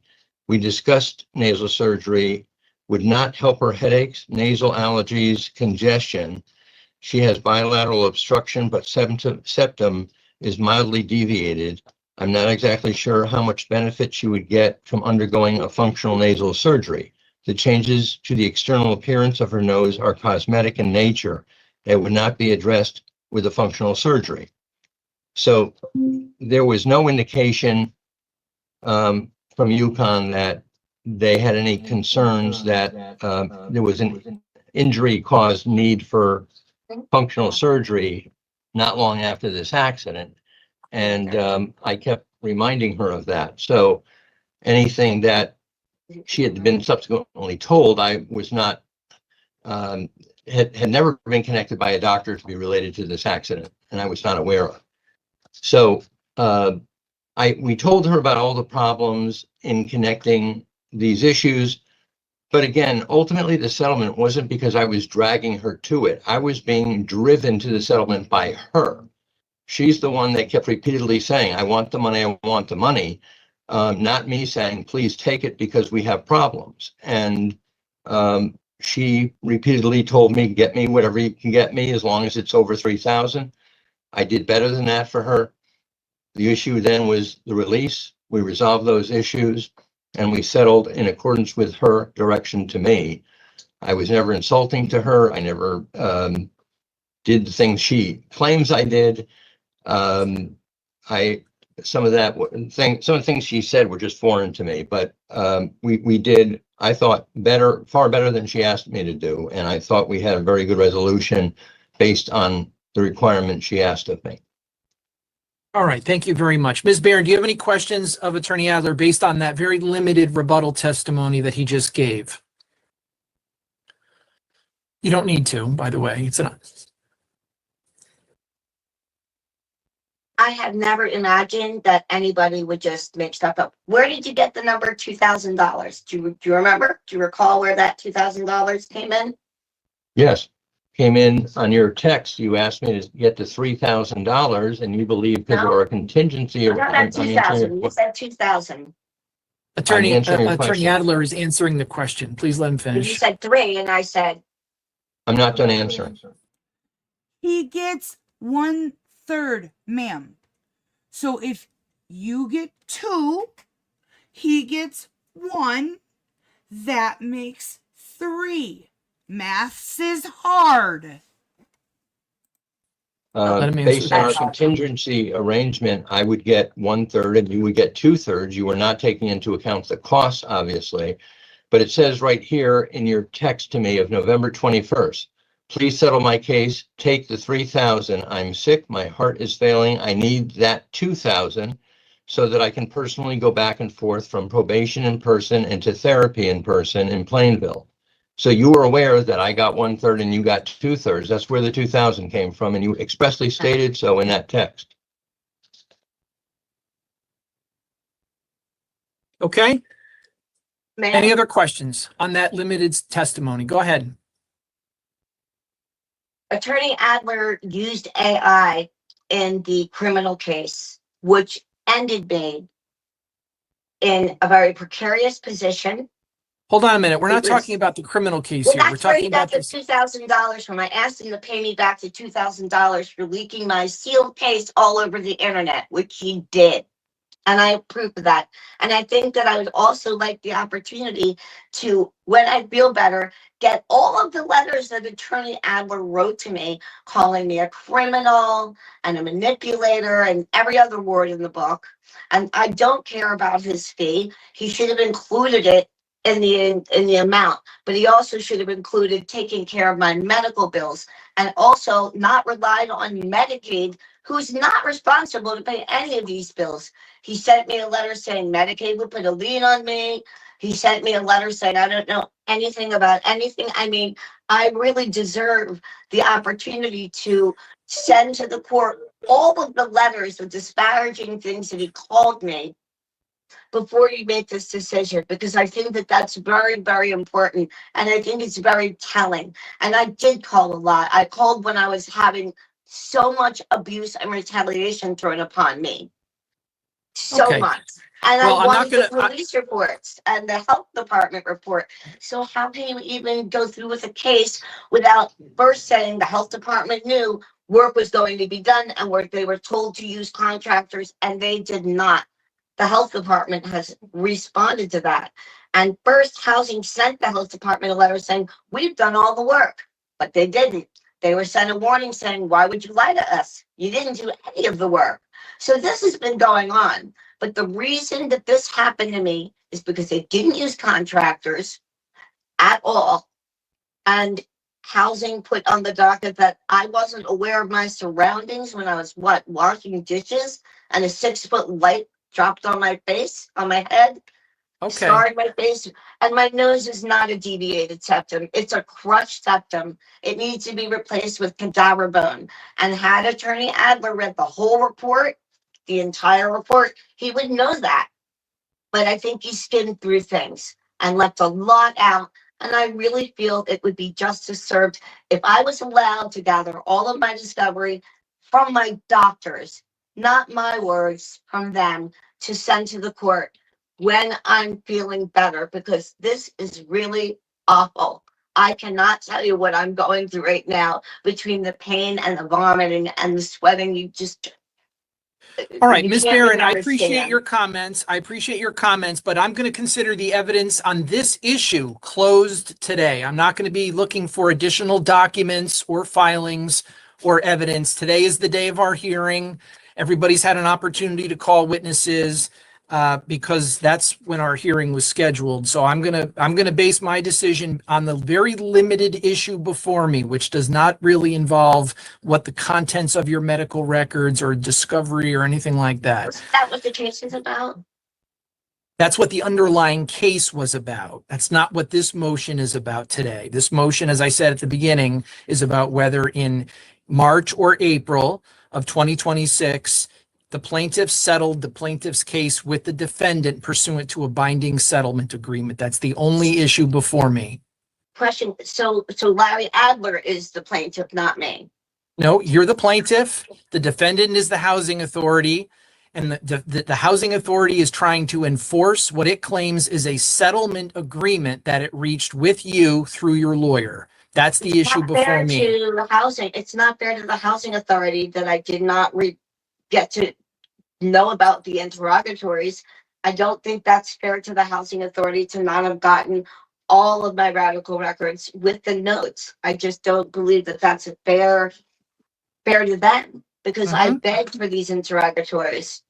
Okay. No one told Well, me anything at about this it. point, the housing authority is asking me to make a decision on whether there's a settlement agreement, and I'm going to do that based only on the evidence that I heard today from the parties under oath, and I will make that decision, just not today. Okay, I'm going to think about it. I'm going to review my thoughts, review the evidence, and take a look at the public docket. Because several references have been made to when certain things happened on the public docket. So far as I'm concerned, the evidence is closed on this very limited issue today for today's evidentiary hearing. I'm going to reserve decision. That means I'm not making my decision today. I will take it under advisement and I will issue a decision within the required period of time, which is 120 days. I do not think I will take that long, but that is the required period of time. May I ask you a question? You don't want to see any of the going back and forth between me and Attorney Adler, correct? Well, today was the chance for the parties to offer that into evidence, and we did not. I couldn't do that. I had a doctor's note saying I'm sick. I understand, but I heard testimony from the parties on those subjects. I heard testimony. I know, but And I'm my going to rely on testimony the means a testimony. lot less than my doctor's. Well, I don't see what your doctors have to do with whether or not there was a settlement agreement in your case. That's true. Okay. I agree with you there. All right. Very good. You will hear from me by way of a written decision when I make up my mind and I issue that decision. Okay. Thank you very much for being here. May I ask you a few questions privately after this? No, we don't do things privately here. Everything is public and on the record, and I do everything with everybody, or I do it not at all. And so today, this is the only matter before me today. So I'm going to finish this hearing and I'm going to issue the decision when I've made up my mind. Okay. Thank you very much for being here. Thank you for participating. That concludes this matter, and we may we'll stand in recess till 2 p.m. Thank you. Thank you, Your Honor.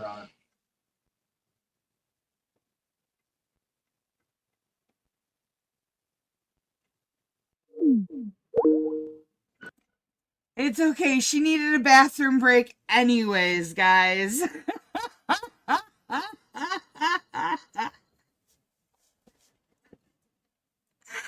Oh, I told you that one was fun. I hope I did not disappoint. And it made it even better that Palmy kind of knows her and her kids. I don't know how it happens. Every time I run a case out of Connecticut, Palmy shows up.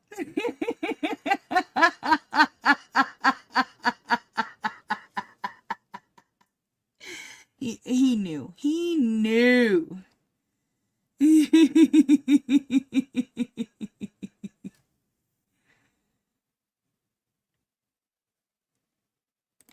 I don't have the judge's decision. That it was just that took place 2 days ago. We're going on to the third day now. So it's likely the judge hasn't even issued the decision yet. I'm sorry, but the judge did kind of show his hand when he was like, I have up to 30 days to issue a decision. I don't think it will take me that long. I'm pretty sure he knows how he's gonna rule. He just needs to write it down.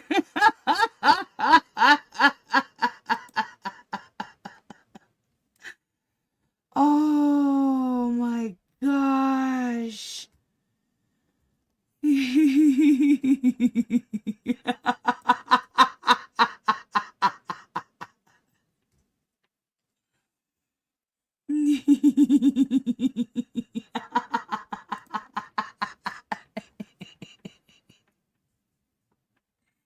Oh, I have to get the earplugs out. Then you can't hear me coming.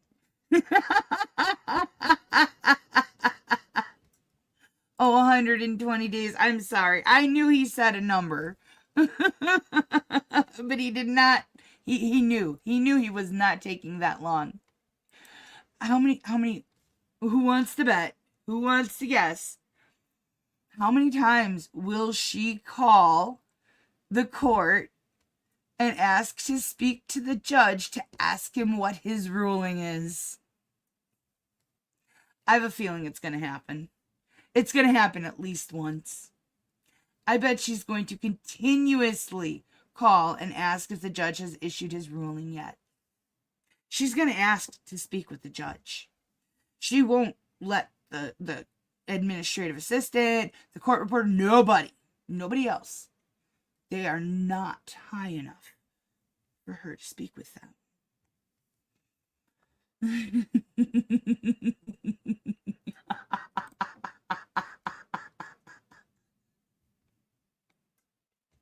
Even April would love to see that.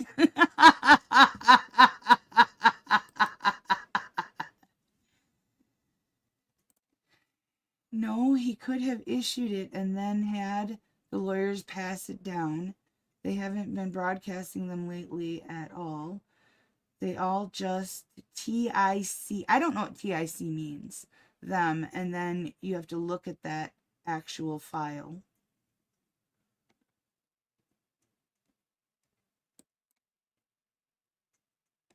That's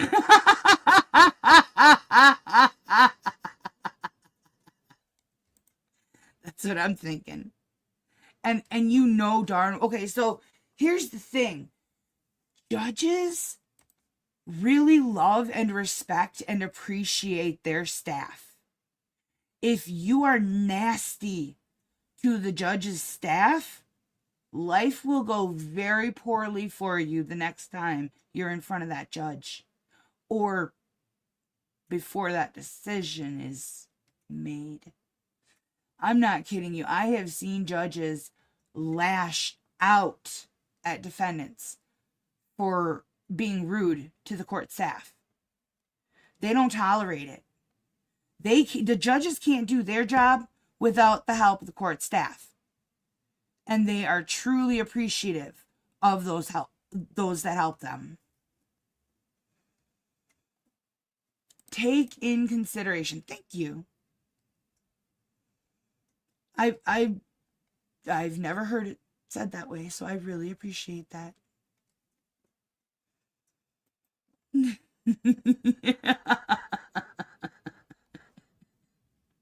All right, we got one more, guys. One more. And this time the court messes up. All right, so tell me where things stand. Just nothing was Well, we've on? been talking, but I've had no communication with anybody on this until late last week. So. Okay, so. Finley, I don't know, I had sent numbers of emails and correspondence and I never got a response. Okay, so you got a trial coming up. I never got disclosures, I never got anything. All right, well. And we're talking now, I think there's a chance we'll get, I mean, the parties aren't too far apart. Early on in this case, we had sent a settlement offer to Mr. Finley. I mean, I think probably. Did mediation fail? I couldn't even never got the mediation. I ordered mediation, didn't I? No. I did not in the pretrial order? Boy, that would have been. I don't know. The only way I wouldn't have ordered it was if I was told, boy, we've basically got a settlement. Let me pull this up. This doesn't make any sense to me at all. I'm not even sure there's a pretrial order in this case, to be honest. How would that even remotely be? There is not a pretrial order in this case. Well, because we never have a trial in a case without mediation happening first. Correct. And so it is absolutely bizarre. It would make no sense to me that we wouldn't have a pretrial order. Order to withdraw. Got some different orders here. Scheduling order. Should have been before the scheduling order, I think. Scheduling order. How is that even remotely possible? How the flip? What? I'll tell you. I know. So Ms. Auden filed her own answer. Mr. Finley filed an appearance and got in the case and filed nothing. And then, I don't know what happened on that side of the deed, but it went But MIA. this is on the court. Right, This we had a isn't free- on, correct. her answer should have triggered But we showed up for a pretrial. And he for a adjusted. pretrial. Yeah. We showed up for a pretrial, like, I'm gonna tell you that it was the date of. So it was supposed to go to friend of the court for services. So it never went to friend of the court either. Did you ever meet friend of the court? Hey? No, did you meet them? No. When did you get in? I filed the case. Wow. Trust me. Wow. This is the first time we never had a pretrial order. This never got sent to the friend of the court. Well, it did get first sent to front court. The child turned 18 in July. It what? The child turned 18 in July, but the child's still. but the Oh, kid's I still- remember. but she's I still in high remember. school. Yeah. But she's still in high school. So there is an order for front court services. The friend of the court never contacted them for the resolution conference. And there was not an agreement for the last Right. year of high school? No, I mean, they have an agreement. I mean, the child's 18. They're not fighting over custody. So that we don't need to worry about. No, we're not fighting over any of that. I mean, that's why I laughed at the only order is the one that we don't need. I can look at the last pre-trial date, it was May 18th. It was May 18th. I can look and see what we did. We don't have a pretrial order in it, Correct. sending it to mediation, which it's got to do.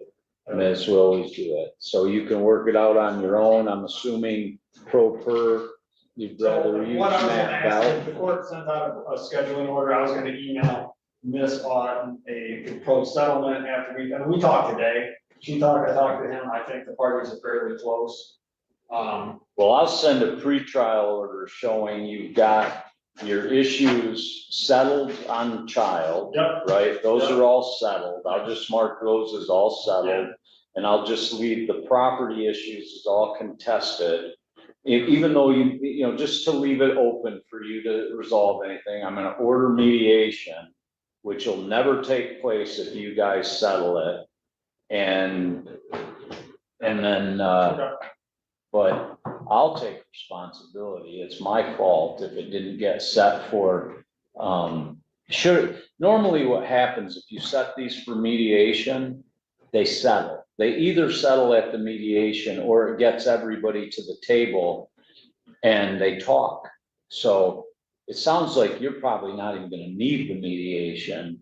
And just because we have these new dates, doesn't mean you gotta wait for these dates. If you guys get this settled, Mr. Reed calls me, he knows I'll take a settlement or I'll take proofs anytime. I'll squeeze it in basically any day of the week. So you don't have to wait. The only thing I'm going to do is provide a safety net that if you don't settle it, then you'll go to mediation. The mediator that I'll order, his name is Matt Bell. He's less money than we'd use him mostly when there's pro per people. We're gonna use Matt Bell. Well, he's the only one who's really for pro pers because otherwise he's too expensive. I do not like Matt Bell for domestic relations. Well, he does a lot of them and he gets a lot of resolution. I'm not a fan. Anybody else is gonna be 2 to 3 times more expensive. I mean, it's your guys' call. If you wanna use more expensive mediator, that's up to you. I'll use Matt Bell, I'll give it a shot. I've not had good luck and I do not necessarily like his approach. If I was the client and my attorney just jumped in without even consulting me and said, I don't want to use him because I don't like his approach. We want someone that's 2 to 3 times more expensive because I don't like him. I'd be pissed. I'd be like, No, we want the cheap guy and the new lawyer. I don't find it to be as advantageous as other approaches, but.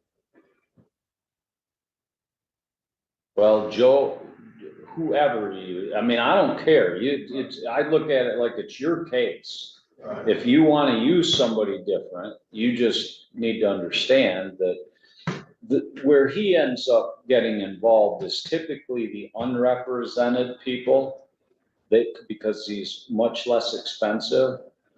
And if it's pretty simple out here, if there's anything that's a complicated wrinkle. Yeah, there could be complicated wrinkles here with Yeah. mortgages and other issues. I mean, at this point, I think we're in agreement, but if you can't come to an agreement and end up in mediation, it means things fell apart, which means it's not simple. Doesn't matter to me. Do you want somebody different? I would, yeah, For Joe? I would throw out Joe Haas, Galetown, or Colleen Marcoux. Well, Joe is local. He's out of Sturgis. He's done this for quite, I mean, he probably does 90% of my mediations. You know, maybe 80% of my mediations go through Joe. He's very good at it. Joe is not, he's scheduling out into the meeting with them. Joe? We could do Galetown. Well, but who knows if who knows how far out they're gonna be too. It doesn't sound to me like you guys are actually gonna need it. No, You're probably just putting a name down. You can put Joe as a placeholder, it's fine. Is that all right? Yeah, I don't know, I need to speak. Okay, well, They're all the difference is, Mr. Belf is a trained mediator and he does not have a law degree, all right? But he ran the citizens mediation for about 25 years, and he trained most of the friend of the court office mediators in the state of Michigan. He then broke off and he went off on private. Now, keep in mind, the friend of the court mediations, those have to do with custody and parenting time issues, not property issues.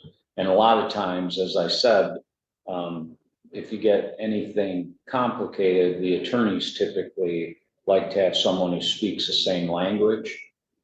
And so, anyway, Joe does an awful lot of my mediations. But you're not gonna need to wait probably for November. You're probably gonna get it No, done. I was gonna continue talking yet today, so. All right, I'll get that order out. We'll send it. I have no idea how a pretrial order didn't get done in the first place, although having your attorney withdraw, I'm not sure it would have made a difference anyway, even if we'd had it set for 2 weeks ago, which is pretty common that the mediation would have happened within a month before this date. So I don't think you're way behind time. And whereas most of the time I would say, well, you got a trial coming up, we're not changing this, like this is clearly the court's fault. Somehow this fell through. I have no idea how there's no order. I have no idea how there's no order. We had today's date, and trial date, but no pretrial order. And we had the date, we were here on a pre-trial. Yeah, we got May 18th. This makes no sense. Via Zoom, I mean, via Zoom, I mean. Yeah, but it makes no sense to me that we didn't get an order out of that day. Right. All right, well, whatever. As it turns out with your attorney having withdrawn, maybe it's not half bad, because I'm sure you wouldn't have wanted to be walking into a trial a week from now or 10 days from now. I'm sure you'd like a little breathing room to figure this out anyway. So, all right, I'll get an order out. You just let me know if you have a resolution and I'll take proofs. We'll get it done quickly. Okay? All right, thank you, guys. All right, thank you. Have a good day. Oh boy.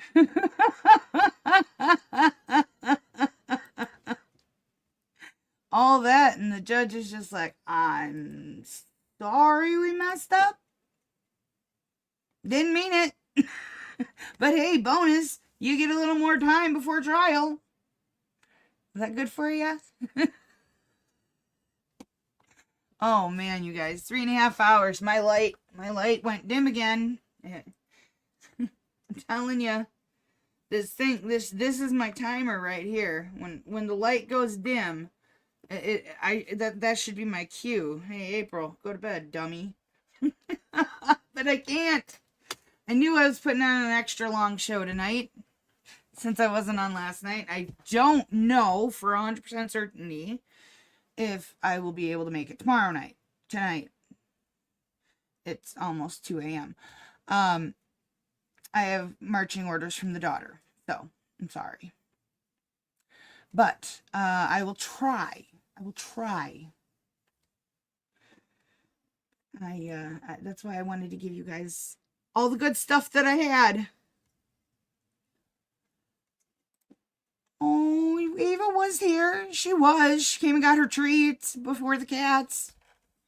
Ava, she's sleeping right next to me. Come on, baby. Come show your pretty little face again. I'll give you a treat. You want a treat? Come here.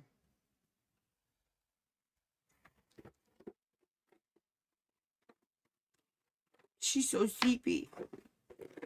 Wait for mama to come to bed. Come here, baby. Oh, food? Okay, I'm not tired anymore.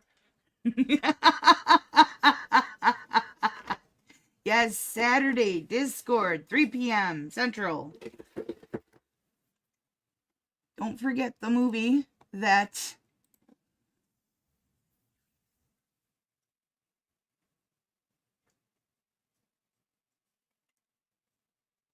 this is that what it's called? That's not what you called it earlier. I thought, hold on. Is that what you called it earlier?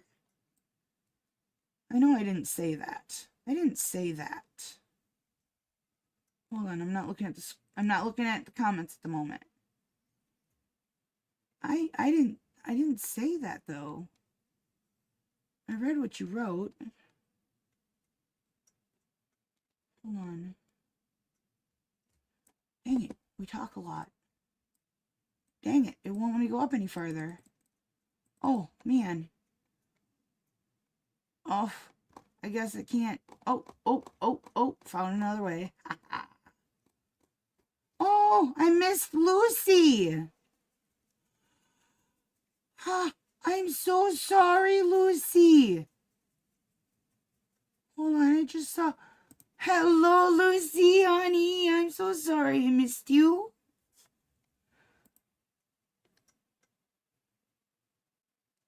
Okay.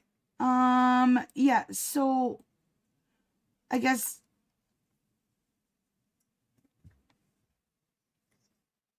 okay. A Soviet Contract. That is the movie. Regardless what was said earlier. I swear it said social contract or something like that. But I may be mistaken. My brother's on my side.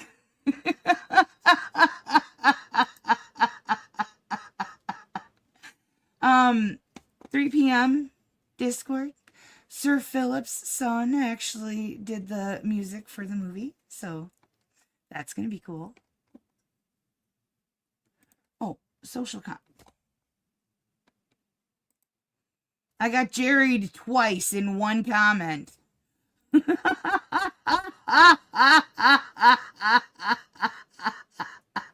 He was so sure of himself, too.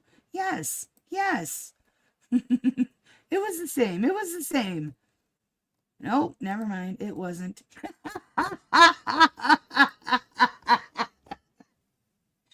That's all right. We love you, Jerry. A social contract. Thank you. I knew it was different. I knew in my heart and in my head I did not say that. Like I would have like something would have dinged inside my brain if those words came out of my mouth.